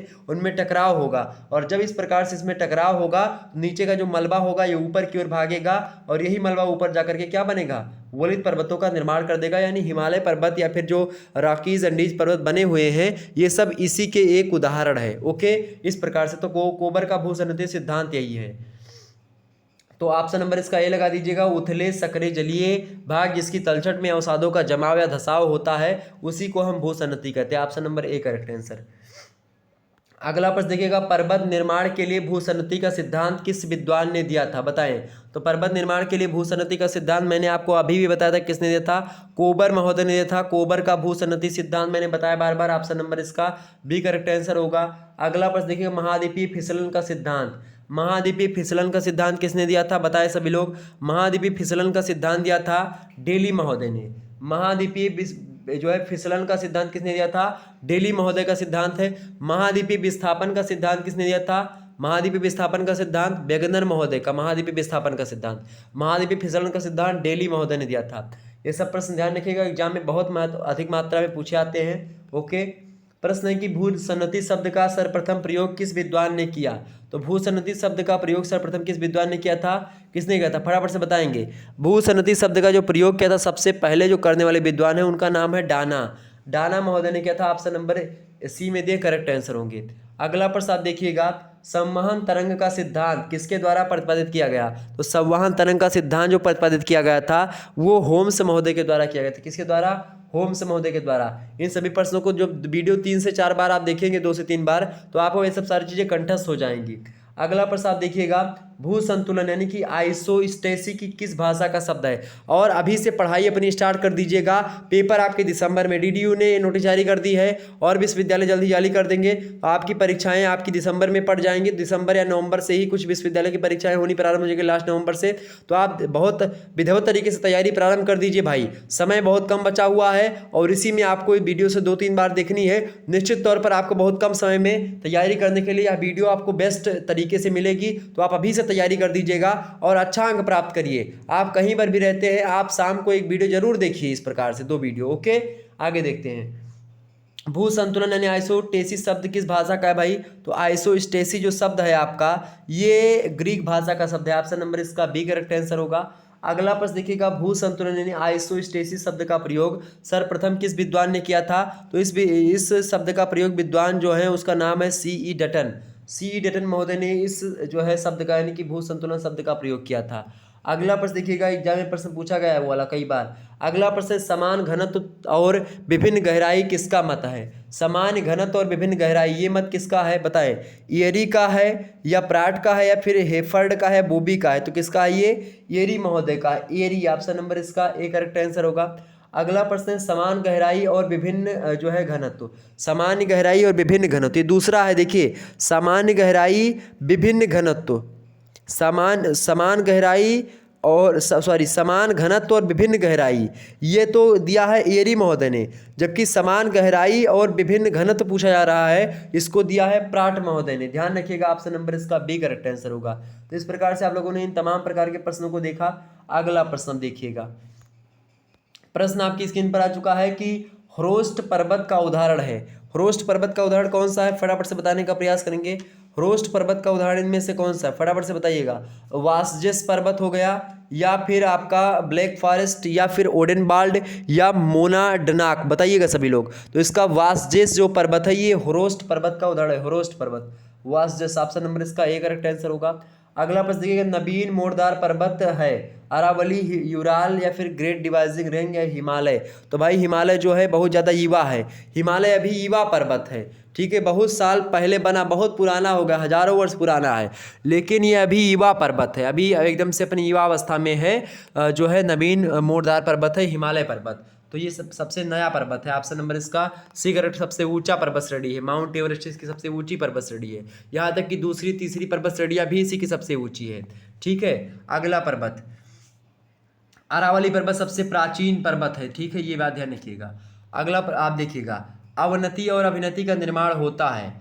अवनति तथा अभिनति का निर्माण होता है, बताएं, भ्रंशन से, वलन से, भ्रंशन और वलन दोनों से, या इनमें से कोई नहीं? तो भाई अगर अवनति और अपनति का जो, अभिनति का जो निर्माण होता है वो वलन से होता है। जब वलन होता है यानी कि ये देखिए, जो है अभिनति अवनति, अभिनति अवनति, अभिनति अवनति, यानी कि ऊपर नीचे, ऊपर नीचे, ऊपर नीचे। इसी प्रकार से अवनति माने नीचे, अभिनति माने ऊपर, ठीक, ये बात ध्यान रखिएगा। तो यानी घाटी चोटी, इस प्रकार से। अगला प्रश्न आप देखिएगा, जब दो चट्टानें एक दूसरे के समानांतर गति करती हैं तो किस भ्रंश का निर्माण होता है? तो जब दो चट्टानें एक दूसरे के समानांतर गति करती हैं तो उस प्रकार के उससे निर्माण जो भ्रंश होता है उसको हम रूपांतरण भ्रंश कहते हैं। कौन सा? रूपांतरण भ्रंश। ऑप्शन नंबर इसका सी करेक्ट आंसर होगा। नेक्स्ट प्रश्न देखिएगा, विभ्रंश घाटी किसके परिणाम स्वरूप बनती है? जो विभ्रंश घाटी होती है वो जब भ्रंशन होता है, भ्रंशन माने दरार पड़ना, तो जब भ्रंशन होता है तो भ्रंशन के कारण से विभ्रंश घाटी का निर्माण होता है। विभ्रंश यानी भ्रंश से निर्माण की गई घाटी, तो यानी भ्रंशन की प्रक्रिया। ऑप्शन नंबर इसका बी करेक्ट आंसर होगा। अगला प्रश्न देखिएगा, वलन का ऊंचा उठा हुआ भाग कहलाता है। वलन का ऊंचा उठा हुआ भाग क्या कहलाता है भाई? सभी लोग बताइएगा। तो वलन का ऊंचा उठा हुआ भाग जो होता है वो अपनति कहलाता है। क्या कहलाता है? अपनति, सॉरी, हाँ, वलन का जो ऊंचा उठा हुआ भाग होता है वो अपनति कहलाता है, यानी कि जो ये होता है ये अपनति कहलाता है। मैंने उल्टा बोल दिया था क्या? चलिए, ये अपनति कहलाता है, और जो नीचे वाला होता है अभिनति, अपनति अभिनति, अपनति अभिनति, ठीक है, ये बात ध्यान रखिएगा। यानी जो चोटी होती है वो ऊपरी जो भाग होता है ये अपनति होता है, ध्यान रखिएगा, और जो नीचा वाला भाग होता है ये वाला भाग ये अभिनति होता है। ये अपनति होता है, ये अभिनति होता है, ये अपनति होता है, ये अभिनति होता है। जो पर्वत का निर्माण होता है ना इस प्रकार से आप देखते होंगे, तो ये आपका अभिनति है, ये अपनति होता है, ये अभिनति है, ये अपनति है, ठीक, इसी प्रकार से ये अभिनति है, ये भी अभिनति है, ये अपनति है, ठीक। तो अपनति माने आपका होता है ऊपर वाला, और अभिनति माने होता है नीचे वाला। ये बहुत कंफ्यूज करता है, ठीक, मैंने भी जो है थोड़ा सा उल्टा बोल देता कंफ्यूज होकर के, तो ये बात आप ध्यान रखिएगा। तो अपनति और अभिनति ध्यान रखिएगा। अपनति किसका परिणाम है भाई? देखिए, अब अपनति और अभिनति किससे बनता है आप सभी को पता होगा, मैंने आपको बताया ही था। तो वलन जब प्रक्रिया होती, वलन माने क्या होता है? इस प्रकार से जब होता है तभी अपनति और अभिनति का निर्माण होता है, ठीक। तो इसको अपनति कहते हैं, इसको अभिनति, इसको अपनति, इसको अभिनति, ओके। अगला प्रश्न है, भूपटल को प्रभावित करने वाले आकस्मिक बलों में कौन शामिल होता है? आकस्मिक बल, आकस्मिक बल यानी कि जो एक प्रकार से अकस्मात आ जाते हैं, कभी भी आ सकते हैं, उसी को आकस्मिक बल कहते हैं। मतलब कि तो बताइएगा, प्रश्न क्या है आपका? प्रश्न कि भूपटल को प्रभावित करने वाले आकस्मिक बलों में कौन शामिल है? तो ये देखिए, ज्वालामुखी, भूकंप, भूस्खलन, ये सब प्राकृतिक आपदाएं हैं, ये सब आकस्मिक बलों के कारण से ही संभव है। तो ऑप्शन नंबर इसका डी लगा दीजिएगा, उपरोक्त तो सभी। अगला प्रश्न आपकी स्क्रीन पर आ चुका है, अगला प्रश्न देखिएगा, प्रबल भ्रंशन क्रिया के द्वारा निर्मित तलीय किनारे को कहा जाता है, बताएं। प्रबल भ्रंशन क्रिया के द्वारा निर्मित तलीय किनारे को कहा जाता है, उसको क्या कहते हैं हम, उसको कहा जाता है भाई गिरपदीय कगार, गिरपदीय कगार कहते हैं। ऑप्शन नंबर इसका ए करेक्ट आंसर होगा। अगला प्रश्न देखिएगा, भ्रंश तल के सहारे शैल परतों में होने वाले लंबवत विस्थापन को क्या कहते हैं। तो भ्रंश तल के सहारे जब शैल परतों में जो लंबवत विस्थापन होता है तो इस प्रकार के विस्थापन को हम क्षेपण यानी थ्रो कहते हैं। ऑप्शन नंबर इसका बी करेक्ट आंसर होगा। अगला प्रश्न देखिएगा, विश्व की सबसे बड़ी भ्रंश घाटी कौन सी है। तो विश्व की सबसे बड़ी जो भ्रंश घाटी है वो कौन सी भाई, अफ्रीका की महान घाटी, अफ्रीका की महान भ्रंश घाटी जो है ये विश्व की सबसे बड़ी भ्रंश घाटी है। एग्जाम में प्रश्न लगातार बनता है तो इस प्रश्न को एकदम से रट लीजिएगा। अगला प्रश्न यहीं पर आपको दिखाई पड़ा है कि भ्रंश घाटी यानी रिफ्ट वैली क्या होती है, भ्रंश घाटी किसे कहते हैं। तो भ्रंश घाटी दो स्थल खंडों के मध्य के भाग जब नीचे धंस जाते हैं तो वही को हम क्या कहते हैं, भ्रंश घाटी। यानी मान लेते हैं ये स्थल खंड हुआ करते थे, मान लेते हैं एक स्थल था, अब इसी का ये भाग बीच वाला क्या हो, ये नीचे धंस जाए, यानी कि अब यहीं पर आकर के ये हो जाए, ठीक है, यहीं पर ये यहाँ तक ये धंस गया, अब यहाँ पर ये गड्ढा हो गया, ये पर्वत ऊपर है और यहीं पर एक प्रकार से ये गड्ढा मान लेते हैं ये बन गया, ठीक। अब ये गड्ढा जो बन गया आपका, यही गड्ढा जो बन गया आपका, ये गड्ढा क्या कहलाएगा, यही भ्रंश घाटी हो जाएगी। क्योंकि ये क्या हो गया, धंस गया नीचे, इसका भाग ये धंस गया, क्योंकि ये वाला जो था ये पुराना ये धंस गया और ये जो इसका ये था ये देखिए कगार ये था लेकिन धंस गया नीचे, तो इसके कारण से क्या होता है और धंसता क्यों है, क्योंकि जब इधर से बल लगता है, संपीड़नात्मक बल लगता है, इधर से प्रेशर पड़ता है, या तो चीज़ें ऊपर भाग जाएंगी तो भ्रंश पर्वत का निर्माण हो जाएगा, भ्रंशोस्त पर्वत, और नीचे धंस गया तो एक गड्ढा हो जाएगा तो घाटी का निर्माण होगा, और दोनों एक किनारे जो सिरे होते हैं उठे ही रहते हैं। ओके, तो इसी प्रकार से आप लिखेंगे कि दो स्थल खंडों के मध्य के भाग के नीचे धंस जाने से जो बनती है स्थलाकृति है उसी को भ्रंश घाटी कहते हैं। ओके, ये बात क्लियर हो गई आपके। आगे बढ़ते हैं फिर और चीज़ों को जानने का प्रयास करते हैं। अगला प्रश्न आपकी स्क्रीन पर आ चुका है, बहुत ही महत्वपूर्ण प्रश्न है, आपकी परीक्षा के दृष्टि से जानेंगे। प्रश्न है कि किस अवस्था में नदी लंबवत अपर्दन ना करके क्षैतिज अपर्दन करने लगती है और नदी अपने किनारों को चौड़ा करने का कार्य करती है। यानी क्षैतिज अपर्दन और जो है लंबवत अपर्दन, यानी एक तो सीधे सीधे अपर्दन सीधे सीधे निकल जाए तो लंबवत अपर्दन, क्षैतिज मतलब अपने बगल बगल में करती हुई चली जाए, तो उससे क्या होता है किनारे बड़े होते जाते हैं नदियों के। ऐसे आप देखते हैं कोई भी नदी होती है बरसात में क्या होती है, वो अपर्दन के परिणाम स्वरूप अपनी जो है क्राइटेरिया बढ़ा लेती, चौड़ी हो जाती है, ठीक। अपर्दन माने होता है कि नदी के जल के द्वारा क्या होता है, जो मिट्टी या बालू होते हैं या फिर जो भी चीज़ें होती है उसको कट करके बहा ले जाना, इसी को अपर्दन कहते हैं। अपक्षय माने कि नदियों के जल के द्वारा क्या होता है, फिर किसी वायु के द्वारा कोई भी माध्यम हो सकता है, तो उसके द्वारा जब कोई मतलब पत्थर है या फिर कोई जो है बालू है, वो मिट्टी है, वो अपने स्थान से टूट जाए, ठीक है, तो उसी को अपक्षय कहते हैं। और इसी दोनों प्रक्रिया को अपक्षय और अनाच्छादन को जब हम मिला देंगे तो क्या बनेगा आपका अपर्दन बनेगा। ओके, तो ये बात ध्यान रखिए। तो किस अवस्था में नदी लंबवत अपर्दन ना करके क्षैतिज अपर्दन करने लगती है और नदी अपने किनारों को चौड़ा करने का कार्य करती है, तो ये होता है कब भाई, किस अवस्था में, तो ये अवस्था होती है आपकी प्रौढ़ावस्था, जब एकदम से नदी प्रौढ़ हो जाती है, एकदम से अपने आप में पहुंच जाती है उस समय, यानी कि जब अपने उफान पे होती है एकदम से तभी वो चौड़ा करती है। अगला प्रश्न है डेविस, और जब वृद्धावस्था होती है नदियों की तब क्या बनाती है, तब वो डेल्टा का निर्माण करती है। अगला प्रश्न, डेविस ने अपने भौगोलिक चक्र का प्रतिपादन किस वर्ष किया था। बहुत ही महत्वपूर्ण प्रश्न एग्जाम में जरूर आता है। डेविस ने अपने भौगोलिक चक्र का प्रतिपादन जो किया था वो 1889 ईस्वी में किया था। ऑप्शन नंबर इसका डी करेक्ट आंसर होगा। अगला प्रश्न देखिएगा, अपर्दन की प्रक्रिया अपर्दन के जिन कारकों द्वारा संपन्न की जाती है वे हैं अपवाहन, अपघर्षण या सन्निघर्षण व घोलीकरण या उपरिक्त सभी। तो अपर्दन की प्रक्रिया अपर्दन के जिन कारकों द्वारा संपन्न की जाती है वो सभी क्रियाएं होती हैं, अपघर्षण, अपवाहन, सन्निघर्षण और घोलीकरण सब। ऑप्शन नंबर इसका डी करेक्ट आंसर होगा। अगला प्रश्न है कि भारत की जो ब्रह्मपुत्रा नदी है वो किस प्रकार के अफवाह प्रतिरूप का निर्माण करती है। अफवाह माने एक प्रकार से चौड़ी कर लेना अपने आप को, तो पूर्ववर्ती, परवर्ती या जालीनुमा या आयताकार, किस प्रकार का अफवाह बनाती, किस प्रकार का क्षेत्र का निर्माण करती है। तो भारत की जो ब्रह्मपुत्रा नदी है वो किस प्रकार के अफवाह तंत्र का निर्माण करती है भाई, तो पूर्ववर्ती जो है अफवाह का निर्माण करती है। ऑप्शन नंबर इसका ए करेक्ट आंसर होगा। अगला प्रश्न आपकी स्क्रीन पर है कि गुंबदीय संरचना वाले क्षेत्रों में निर्मित अफवाह प्रतिरूप बताएं कौन सा होते हैं। तो गुंबदीय संरचना वाले क्षेत्रों के निर्मित अफवाह प्रतिरूप वलयाकार प्रतिरूप कहे जाते हैं। क्या कहे जाते हैं? वलयाकार। ऑप्शन नंबर इसका बी करेक्ट आंसर होगा। अगला प्रश्न आप देखिएगा, एक बार सभी लोग शुक्ला एटी पॉइंट चैनल को लाइक करिएगा, सब्सक्राइब करिएगा और अपने घर में जितने फ़ोन हैं सभी से सब्सक्राइब करवा दीजिएगा और लाइक कर दीजिएगा सभी से वीडियो को। ओके, आपका यही है। और अगर आप लोगों ने इस पर ज़्यादा से ज़्यादा मात्रा में लाइक किया और शेयर किया और आप लोगों ने कमेंट करके बताया कि सर जी और वीडियो और मॉडल पेपर मुझे चाहिए, लिखित वालों के लिए मॉडल पेपर मैं तैयार कर रहा हूँ, जल्दी लिखित वालों का मैं दे दूंगा। तो अगर आपको रिक्वायरमेंट है कि इस प्रकार से और मॉडल पेपर आपको मिले लिखित और ऑब्जेक्टिव के, तो आप प्लीज़ कमेंट करें और ज़्यादा से ज़्यादा लोगों तक इस वीडियो को पहुँचा दीजिए ताकि मैं मोटिवेट हूँ और भी मॉडल पेपर आपको देने का प्रयास करूँ विधिवत तरीके से। ओके, चले। गोखुर झील का निर्माण किस नदी की, मतलब कि किस नदी, गोकुल झील का निर्माण नदी की किस अवस्था में होता है? जो गोखुर झील मतलब कि गऊ के खुर के समान, यानी आप देखते नदियां मान लेते बहती हैं तो क्या होता है, कभी कभी क्या होता है, इस प्रकार की चीजें होती हैं, नदियां इस प्रकार से बहने प्रारंभ हो जाती हैं। ठीक, अब बीच में देखिएगा ये एक प्रकार से खुर का निर्माण हो रहा है। देखिए ये गऊ के खुर की भांति निर्माण हो रहा है ना, देख रहे हैं? तो इस प्रकार से क्या होता है यहाँ पर गऊ के खुर की भांति। तो गोखुर झील का निर्माण क्या होता है, मान लेते नदियां बह रही हैं, आगे कोई जो है मतलब कि माटी पड़ गई, मतलब ज़्यादा ज़्यादा मिट्टी पड़ गई तो इधर से नदियां बह गई। ठीक है, अब इधर भी मिट्टी पड़ गई, इधर से बह गई, इधर से फिर इधर से बह गई, इस प्रकार से बही। अब बीच में क्या हुआ कि यहाँ से फिर कुछ धाराएं गई नीचे और इधर पानी बहने लगा, तो ये जल भराव पूरा यहाँ पर एरिया में पानी भर गया। ठीक, यहाँ पर पानी भर गया लेकिन नदियाँ इधर से निकल गई।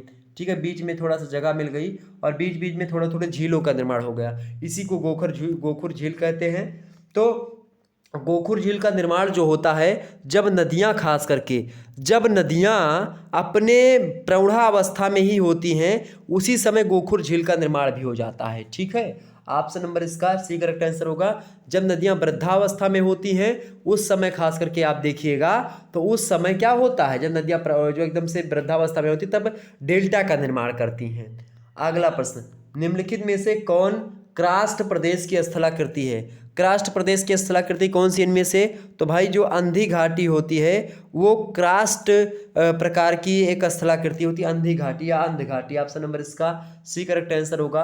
अगला प्रश्न देखिएगा, निम्नलिखित में से कौन आकृति नदी के कार्य द्वारा निर्मित है? बताएं, इनमें से कौन सी आकृति जो होती है नदी के कार्य के द्वारा निर्मित है? इंसलबर्ग, चाप झील, हिमोड़ या फिर अवकूट, ये नदियों के द्वारा कौन सी चीजें इनमें से निर्मित होती है? बताएं, निम्नलिखित में से कौन सी आकृति नदी के कार्य मतलब कि नदी के कार्य द्वारा निर्मित होती हैं? तो चाप झील का निर्माण नदियों के कार्य द्वारा होता है, जबकि इंसलबर्ग, हिमोड़, अवकूट इन सभी का वायु के द्वारा होता है। ठीक है, किसी का।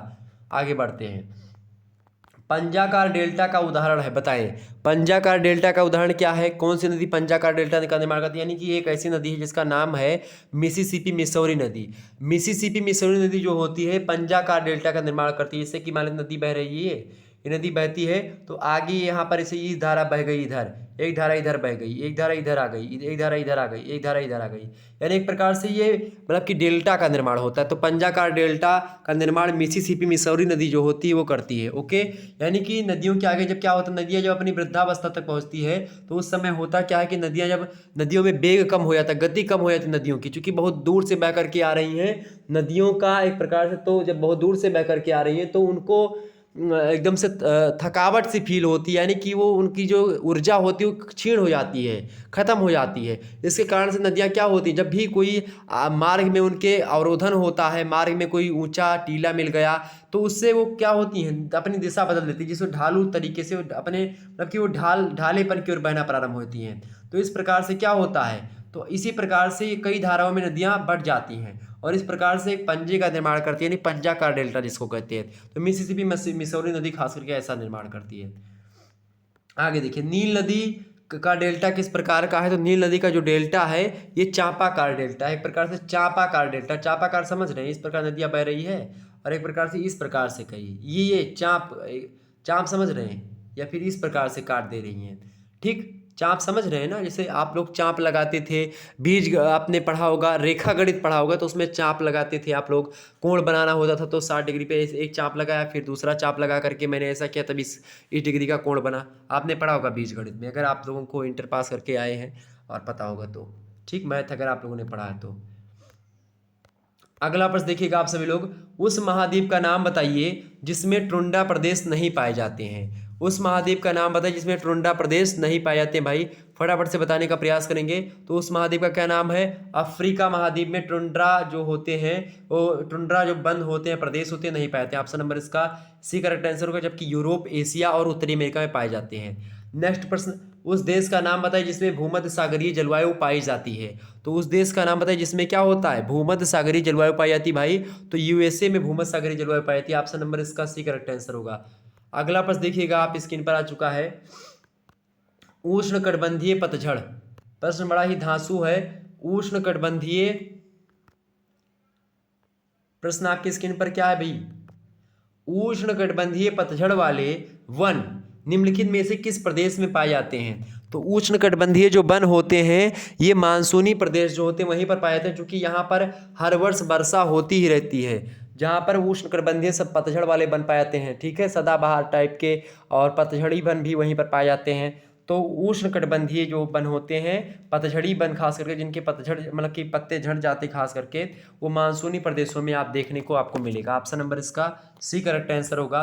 अगला प्रश्न देखिएगा, मानसूनी जलवायु में वर्षा होती है शीत ऋतु में, ग्रीष्म ऋतु में, पूरे वर्ष या वसंत ऋतु में? तो मानसूनी जलवायु में वर्षा जो होती है ये ग्रीष्म ऋतु में होती है। ऑप्शन नंबर इसका बी करेक्ट आंसर होगा। जैसे यूपी वगैरह मानसूनी एरिया, मानसून आता तब बारिश होती है, कहीं कहीं पर तो विषुवत रेखा पे मतलब कि डेली बारिश होती है। ओके, ये बात ध्यान रखिएगा। तो हम लोगों के यहाँ इसी प्रकार से आप देखते होंगे कि पतझड़ भी आता है और उसके बाद सावन आता है, तो सारी चीज़ें हरी भरी होती हैं। अगला प्रश्न आपकी स्क्रीन पर आ चुका है कि भूमध्य रेखीय जलवायु में शामिल नहीं होते हैं। भूमध्य रेखीय जलवायु में कौन शामिल नहीं? मलाया, कांगो बेसिन, दक्षिणी ऑस्ट्रेलिया या अमेजन बेसिन? बताने का प्रयास करेंगे सभी लोग फटाफट से। यानी कि भूमध्य सागरीय जलवायु में कौन सा जगह या कौन सी बेसिन शामिल नहीं है इनमें से? तो दक्षिणी ऑस्ट्रेलिया जो है भूमध्य सागरीय जलवायु में शामिल नहीं है, जबकि कांगो बेसिन, अमेजन बेसिन और मलाया, यहाँ सब आप देखेंगे तो ये भूमध्य सागरीय जलवायु से संबंधित है। यहाँ पर जो है बहुत घने घने सदाबहार वन भी पाए जाते हैं, ठीक, और वर्ष भर वर्षा भी होती है। अमेजन बेसिन जो है, अमेजन के जंगल जो है बहुत फेमस है, अफ्रीका में ही है, और दुनिया का लगभग 20% ऑक्सीजन जो होता है यहीं से उत्पन्न होता है। और चाइना जो है वो अकेले जो है लगभग 20% जो ऑक्सीजन होता है अकेले सोख लेता है। आप सोचो।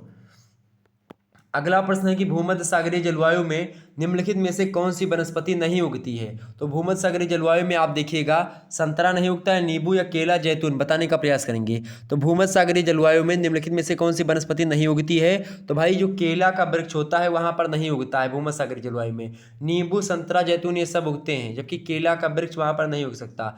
ऑप्शन नंबर इसका डी करेक्ट आंसर होगा। अगला प्रश्न देखिएगा, निम्नलिखित में से कौन सा देश पश्चिमी यूरोपियन तुल्य जलवायु का देश नहीं है? बताएं। निम्नलिखित में से कौन सा देश पश्चिमी यूरोपीय तुल्य जलवायु का देश नहीं है? फटाफट से बताएंगे। ऑप्शन नंबर ए, ब्राजील जो है ये पश्चिमी यूरोपियन तुल्य जलवायु का देश नहीं है, जबकि कोलंबिया, अर्जेंटीना और न्यूजीलैंड ये पश्चिमी यूरोपियन तुल्य जलवायु के देश हैं।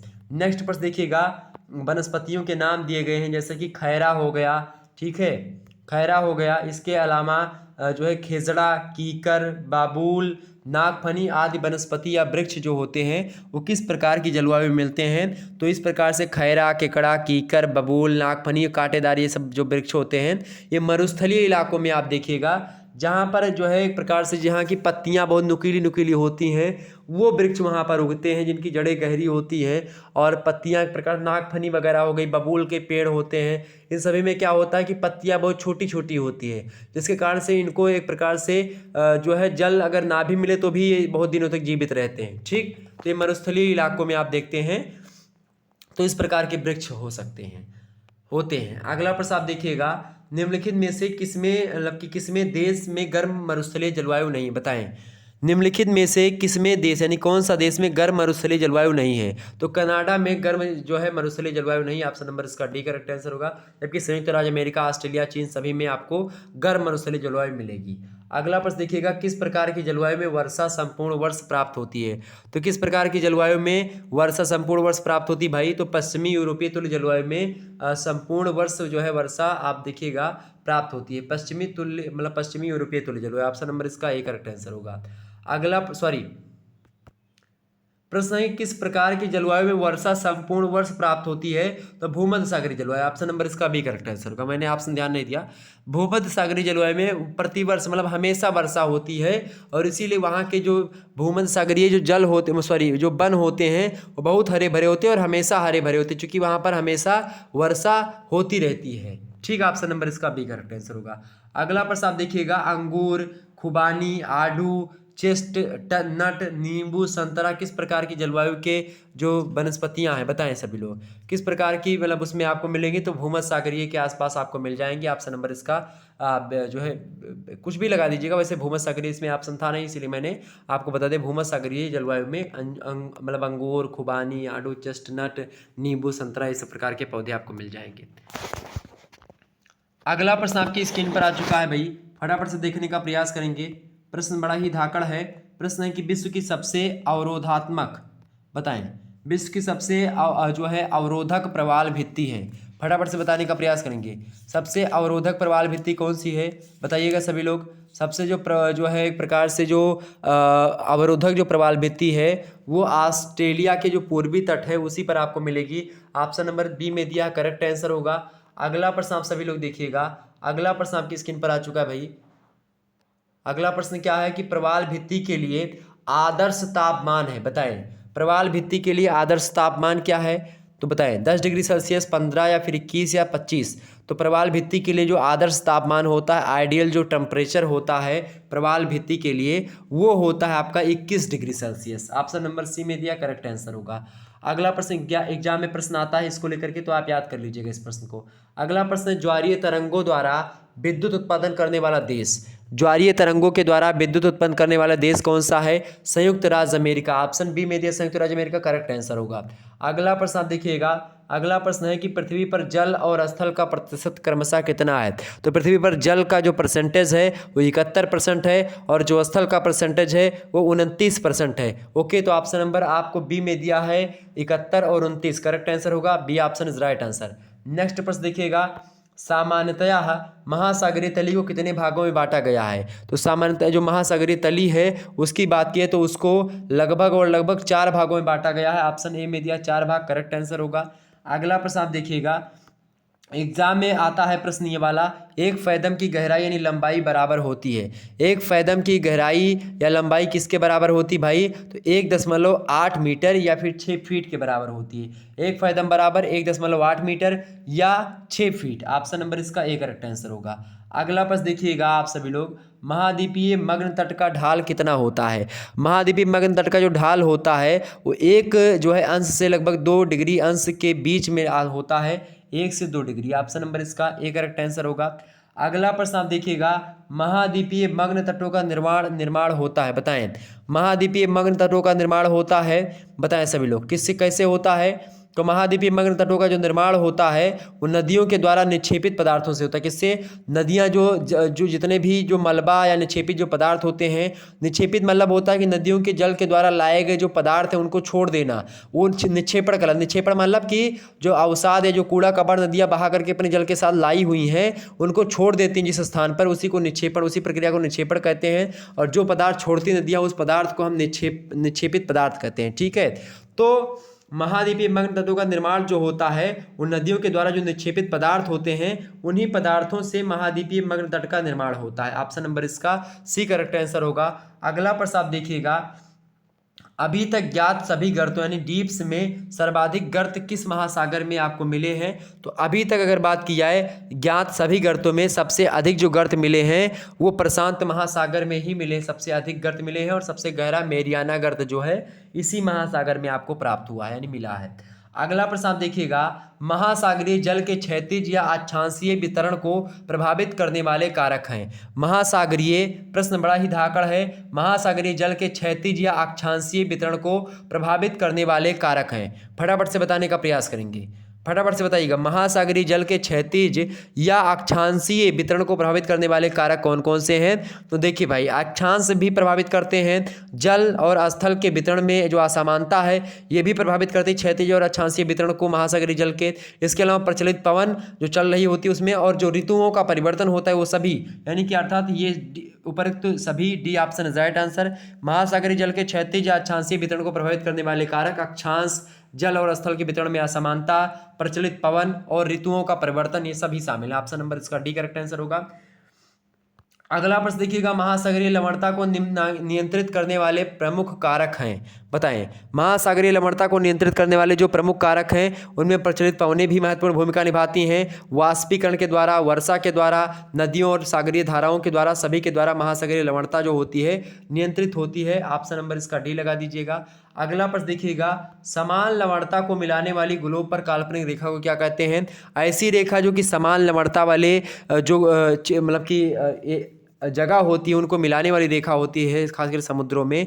तो समान लवणता को मिलाने वाली ग्लोब पर जो काल्पनिक रेखा होती है उस रेखा को हम आइसोहेलाइन कहते हैं। आपसे एग्जाम में लगातार ये प्रश्न बनता है, तो इस प्रश्न को ध्यान रखिएगा। आइसोहेलाइन वह रेखा है जो कि जो है समान लवणता को मिलाने वाली ग्लोब पर काल्पनिक रेखा होती है। ऑप्शन नंबर इसका ए करेक्ट आंसर होगा। अगला प्रश्न आपकी स्क्रीन पर आ चुका है, फटाफट से देखने का प्रयास करेंगे। जितने भी लोग देख रहे हैं फटाफट से लाइक कर दीजिएगा, शेयर कर दीजिए सभी दोस्तों के पास। इसी प्रकार से मैं आपको पढ़ाने का प्रयास करूंगा और विधिवत तरीके से आपको हर एक चीज़ पढ़ाऊंगा, तो आप सभी लोग एक बार वीडियो को शेयर जरूर कर दीजिएगा। अगला प्रश्न आपकी स्क्रीन पर आ चुका है कि क्षेत्रफल की दृष्टि से सबसे छोटा प्राणी भौगोलिक परिमंडल का कौन सा है? क्षेत्रफल की दृष्टि से सबसे छोटा प्राणी भौगोलिक परिमंडल का कौन सा है भाई? तो ऑस्ट्रेलियन परिमंडल जो है ये क्षेत्रफल की दृष्टि से सबसे छोटा प्राणी जो है प्राणी भौगोलिक मंडल है, ऑस्ट्रेलियन परिमंडल। ऑप्शन नंबर इसका ए करेक्ट आंसर होगा। अगला प्रश्न आपकी स्क्रीन पर आ चुका है, मार्सुपियल्स जाति के स्तनधारी जीव मिलते हैं। तो मार्सु जो पियल्स जाति के जो स्तनधारी जीव हैं ये आपको मिलेंगे ऑस्ट्रेलियन परिमंडल के अंतर्गत ही। ऑप्शन नंबर इसका बी करेक्ट आंसर होगा। नेक्स्ट प्रश्न आप देखिएगा, सेलवास किन वनों को कहा जाता है? सेलवास किस वनों को कहा जाता है भाई? तो सेलवास जो होता है वो विषुवत रेखीय महासागर जो वन होते हैं उन्हीं को सेलवास कहा जाता है। विषुवत रेखीय महासागर वन को सेलवास कहा जाता है। ऑप्शन नंबर इसका ए करेक्ट आंसर होगा। नेक्स्ट प्रश्न आप देखिएगा, उष्ण कटिबंधीय यानी जो बहुत मतलब उष्ण माने होता है गर्मी वाला, ठीक। तो उष्ण कटिबंधीय घास के मैदान अफ्रीका में क्या कहलाते हैं? बहुत ही महत्वपूर्ण प्रश्न है, एग्जाम में 100% आता है, आपकी बार भी आएगा। तो उष्ण कटिबंधीय घास के मैदान को अफ्रीका में हम क्या कहते हैं भाई? अफ्रीका में उष्ण कटिबंधीय घास के मैदान को हम क्या कहते हैं? सवाना कहते हैं। क्या कहते हैं? सवाना कहते हैं। ऑप्शन नंबर इसका ए करेक्ट आंसर होगा। अगला प्रश्न आप देखिएगा, अगला प्रश्न आपकी स्क्रीन पर आ चुका है कि निम्नलिखित में से किस प्रदेश में रियंडर पाया जाता है? रियंडर एक कुत्ता होता है, कुत्ते टाइप का। तो रियंडर किस में पाया जाता है भाई? टुंड्रा प्रदेशों में आप देखिएगा तो ये आपको मिलेंगे। कौन मिलेंगे भाई? रियंडर नाम के कुत्ते जीव। ऑप्शन नंबर इसका ए करेक्ट आंसर होगा। अगला प्रश्न आप देखिएगा, सदाबहार वन निम्नलिखित में से किस जलवायु प्रदेश में पाए जाते हैं? सदाबहार वन जो होते हैं किस जलवायु में पाए जाते हैं भाई? तो विषुवत रेखीय जलवायु जो है उसी में आप पाए जाते हैं। विषुवत रेखीय जलवायु प्रदेश, भूमध्य रेखीय जलवायु प्रदेश या विषुवत रेखीय जलवायु प्रदेश, बात एक ही है। ऑप्शन ए और ऑप्शन बी दोनों का मतलब एक ही है, तो इसमें परेशान नहीं होना आपको। आप ए लगाइएगा तो भी सही है, बी लगाइएगा तो भी सही है। वैसे आपको एग्जाम में देखने को नहीं मिलेगा, ये मिस्टेक हो गई हम ही से। तो आप इसमें जो भी आप मतलब कि विषुवत रेखा और भूमध्य रेखा, भूमध्य सागर ये रेखा, सॉरी एक मिनट, भूमध्य रेखा होती, एक मिनट रुकिएगा, बहुत सही, अभी ध्यान नहीं था। तो देखिए सदाबहार वन जो होते हैं ये विषुवत रेखीय जलवायु प्रदेश में ही होते हैं। अगर यहाँ पर ये देखिए सागरीय मैंने ध्यान से नहीं देखा था, सागरीय भूमध्य रेखा होता है, भूमध्य रेखीय जलवायु, भूमध्य रेखीय जलवायु प्रदेश या विषुवत रेखीय जलवायु प्रदेश, बात एक ही है। लेकिन भूमध्य सागर अलग पड़ता है, तो भूमध्य सागरीय जलवायु प्रदेश में सदाबहार वन नहीं होते हैं, भूमध्य सागर अलग पड़ता है। आप देखिएगा तो जो है भारत देश के ऊपर आप देखिएगा ये यूरोप के आसपास में पड़ेगा, भूमध्य सागर आपको यूरोप के नीचे पड़ेगा, ठीक है, अफ्रीका के ऊपर पड़ेगा। तो इस प्रकार से ये है भूमध्य सागर। तो भूमध्य सागरीय जलवायु प्रदेश नहीं, ना तो रेगिस्तानी जलवायु प्रदेश, ना टाइगर जलवायु प्रदेश, विषुवत रेखीय या फिर भूमध्य रेखीय प्रदेश या विषुवत रेखीय प्रदेश, ना कि भूमध्य सागरीय प्रदेश। ओके, तो ऑप्शन नंबर इसका बी करेक्ट आंसर होगा। 100% आप बी ऑप्शन लगाइएगा। थोड़ा सा मैंने कंफ्यूज इसलिए मैं हो गया चूंकि मैंने यहाँ पर सागरीय ध्यान से नहीं पढ़ा। तो इसीलिए जब भी आप एग्जाम में प्रश्न को पढ़ेंगे तो आपको हड़बड़ी में नहीं पढ़ना है, आपको जल्दबाजी में नहीं पढ़ना है। क्यों जल्दबाजी नहीं करनी है? क्योंकि उसमें आपका गलत हो जाएगा। जिस प्रकार से आप देखिए मेरा, जब इसमें देखिए मैंने सागरीय नहीं ध्यान दे पाया और अभी मैं क्या कर देता, इस प्रश्न को गलत मान लेता कि मैंने कहा कि मेरी गलती हो सकती है कि मैंने भूमध्य सागरीय, लेकिन देखिए भूमध्य सागरीय यहाँ पर मैंने किया, तो भूमध्य सागरीय मतलब दूसरा भूमध्य सागर के आसपास का जो जलवायु प्रदेश है वो। ऑप्शन नंबर इसका क्या करेक्ट आंसर होगा? B option is right answer. विषुवत रेखीय जलवायु प्रदेश सदाबहार वन यहाँ पर होते हैं, हमेशा हरे भरे बन रहते हैं यहाँ के। ओके, अगला प्रश्न, निम्नलिखित में से कौन प्राकृतिक रबर का सबसे बड़ा उत्पादक है, बताएं। तो प्राकृतिक रबर का सबसे बड़ा उत्पादक देश है वो कौन सा? सभी को पता होगा भाई, थाईलैंड जो है सबसे ज़्यादा रबर का उत्पादन करता है। ऑप्शन नंबर इसका डी करेक्ट आंसर होगा। मलेशिया भी खूब धड़ाधड़ साथ करता है, तो इनमें दोनों में होड़ लगी रहती है, ये बात ध्यान रखिएगा। नेट पे आप सर्च कर लीजिएगा जो भी होगा। अगला प्रश्न है, उपभोक्ता स्तर पर संग्रहित ऊर्जा को कहते हैं। चूंकि ये बदलते रहते हैं, कभी कोई ज़्यादा बेच दिया, कभी कोई कम उत्पादन कर दिया, तो वो मतलब हर देश मतलब हर वर्ष बदलता रहता है। उपभोक्ता स्तर पर संग्रहित ऊर्जा को क्या कहते हैं? तो उपभोक्ता स्तर पर जो संग्रहित ऊर्जा होती है उसको हम द्वितीयक उत्पादकता कहते हैं। ऑप्शन नंबर इसका सी करेक्ट आंसर होगा। अगला प्रश्न आप देखिएगा, अगला प्रश्न, निचले स्तर से ऊंचे स्तर पर ऊर्जा का प्रवाह क्रम से घटता जाता है, इसे समझाया जा सकता है, बताएं। प्रश्न है कि निचले स्तर से ऊंचे स्तर पर ऊर्जा का जो प्रवाह होता है वो क्रम से घटता जाता है, इसे समझा जा सकता है किससे? तो इसे भाई ऊष्मागतिकी के द्वितीय नियम के द्वारा हम समझ सकते हैं। ऊष्मागतिकी के द्वितीय नियम, ऑप्शन नंबर इसका बी करेक्ट आंसर होगा। अगला प्रश्न है, आस्थापन यानी कि इकोसिस से अभिप्राय क्या होता है? आस्थापन यानी इकोसिस का मतलब होता है आपका स्थापना। ऑप्शन नंबर सी में दिया स्थापना। अस्थापन मतलब क्या होता है? अस्थापन से यानी आस्थापन या फिर अस्थापन बोल दीजिए, कुछ भी बोलिए, इकोसिस। तो अस्थापन यानी कि यह स्थापना से जो है अभिप्राय होता है इसका। अगला प्रश्न, और इसका मेरे हिसाब से ये लास्ट प्रश्न है और ये ध्यान रखिएगा। और सोशियोलॉजी का सिलेबस मैंने बोर्ड पर डिस्कस कर दिया, आप लोगों ने देखा ही होगा। पारिस्थितिकी अनुक्रमण यानी कि बायोटिक सक्सेशन का सर्वप्रथम अध्ययन किया गया था, किसके द्वारा किया गया था भाई? ओडम के द्वारा, क्लेमेंट्स के द्वारा, या हल्ट के द्वारा, या फिर किंग के द्वारा? तो हल्ट्स के द्वारा किया गया था पारिस्थितिकी अनुक्रमण यानी कि बायोटिक सक्सेशन का सर्वप्रथम अध्ययन हल्ट के द्वारा। ऑप्शन नंबर सी में दे करेक्ट आंसर हो गए। इस प्रकार से आप लोगों ने, ठीक है, पढ़ा, इन सभी चीज़ों को जाना, और इस प्रकार से आपने लगभग 8 इकाइयों से बनने वाले महत्वपूर्ण प्रश्नों को मैंने बता दिया। तो पूरे के पूरे सिलेबस को ध्यान में रखते हुए, विभिन्न यूनिवर्सिटीज के सिलेबस को ध्यान में रखते हुए मैंने इस मॉडल पेपर को सेट किया और आप लोगों के समक्ष प्रस्तुत किया। अब आप लोगों का यह परम और चरम कर्तव्य है कि अब आप लोग यह वीडियो समस्त उन छात्र छात्रों तक पहुंचा दीजिए जो कि बीए कर रहे हैं हिंदी साहित्य से। आप सभी ग्रुप्स में जो भी आपके पास है सभी में शेयर करिए और इस चैनल को सब्सक्राइब करवाइए। आपके लिए मैं बिल्कुल फ्री में दिन रात मेहनत करता हूं और आपके लिए बहुत सारी वीडियो पहले से अवेलेबल करवा दी हमने, आप प्लेलिस्ट में देख सकते हैं। 2022 वाले में आपको मिल जाएगा। वैसे 2023 का मैंने पढ़ा दिया जो कि आपका दिसंबर और जनवरी के आसपास या नवंबर के आसपास आपकी परीक्षा, नवंबर, दिसंबर, जनवरी और फरवरी, ये सभी विश्वविद्यालय की परीक्षा इसी 4 महीने के अंतर्गत समिट जाएंगे। ओके, ये बात ध्यान रखिएगा। ये बोर्ड पर मैंने सोशियोलॉजी का एक प्रकार से प्रथम लेक्चर लिया है, आप लोग देख लीजिएगा। सोशियोलॉजी इसमें विस्तार से मैंने पढ़ा दी है, आप लोग इसको जरूर पढ़ लीजिएगा। ओके, बहुत विस्तार से इसमें हमने क्लास 1 है सोशियोलॉजी का, BA first year first semester वाले छात्र छात्राएं 2023 की दृष्टि से इस वीडियो को देख, पूरा सिलेबस मैंने इसमें डिस्कशन किया है। एक ही वीडियो में पूरे सिलेबस के समस्त पहलुओं पर चर्चा करके आपको बता दिया है। लगभग 1 से 1 घंटे 4-5 मिनट की वीडियो होगी, आप इसको अवश्य देख लीजिएगा, बहुत ही महत्वपूर्ण है। ओके, चलिए फिर मिलते हैं हम नेक्स्ट वीडियो में, तब तक के लिए जय हिंद, जय भारत। आप सभी का बहुत बहुत धन्यवाद हमारे से जुड़ने के लिए। इसी प्रकार से अपना प्यार हमेशा बनाए रखिएगा और यही हम आपसे आशा करते हैं कि आप वीडियो को लाइक करेंगे, शेयर करेंगे सभी दोस्तों के पास। ओके, चलिए जय माता दी, प्रेम से बोलो जय माता दी। ओके, चले मिलते हैं फिर नेक्स्ट में। Good night, I love you, सभी को धन्यवाद। Good night, I love you.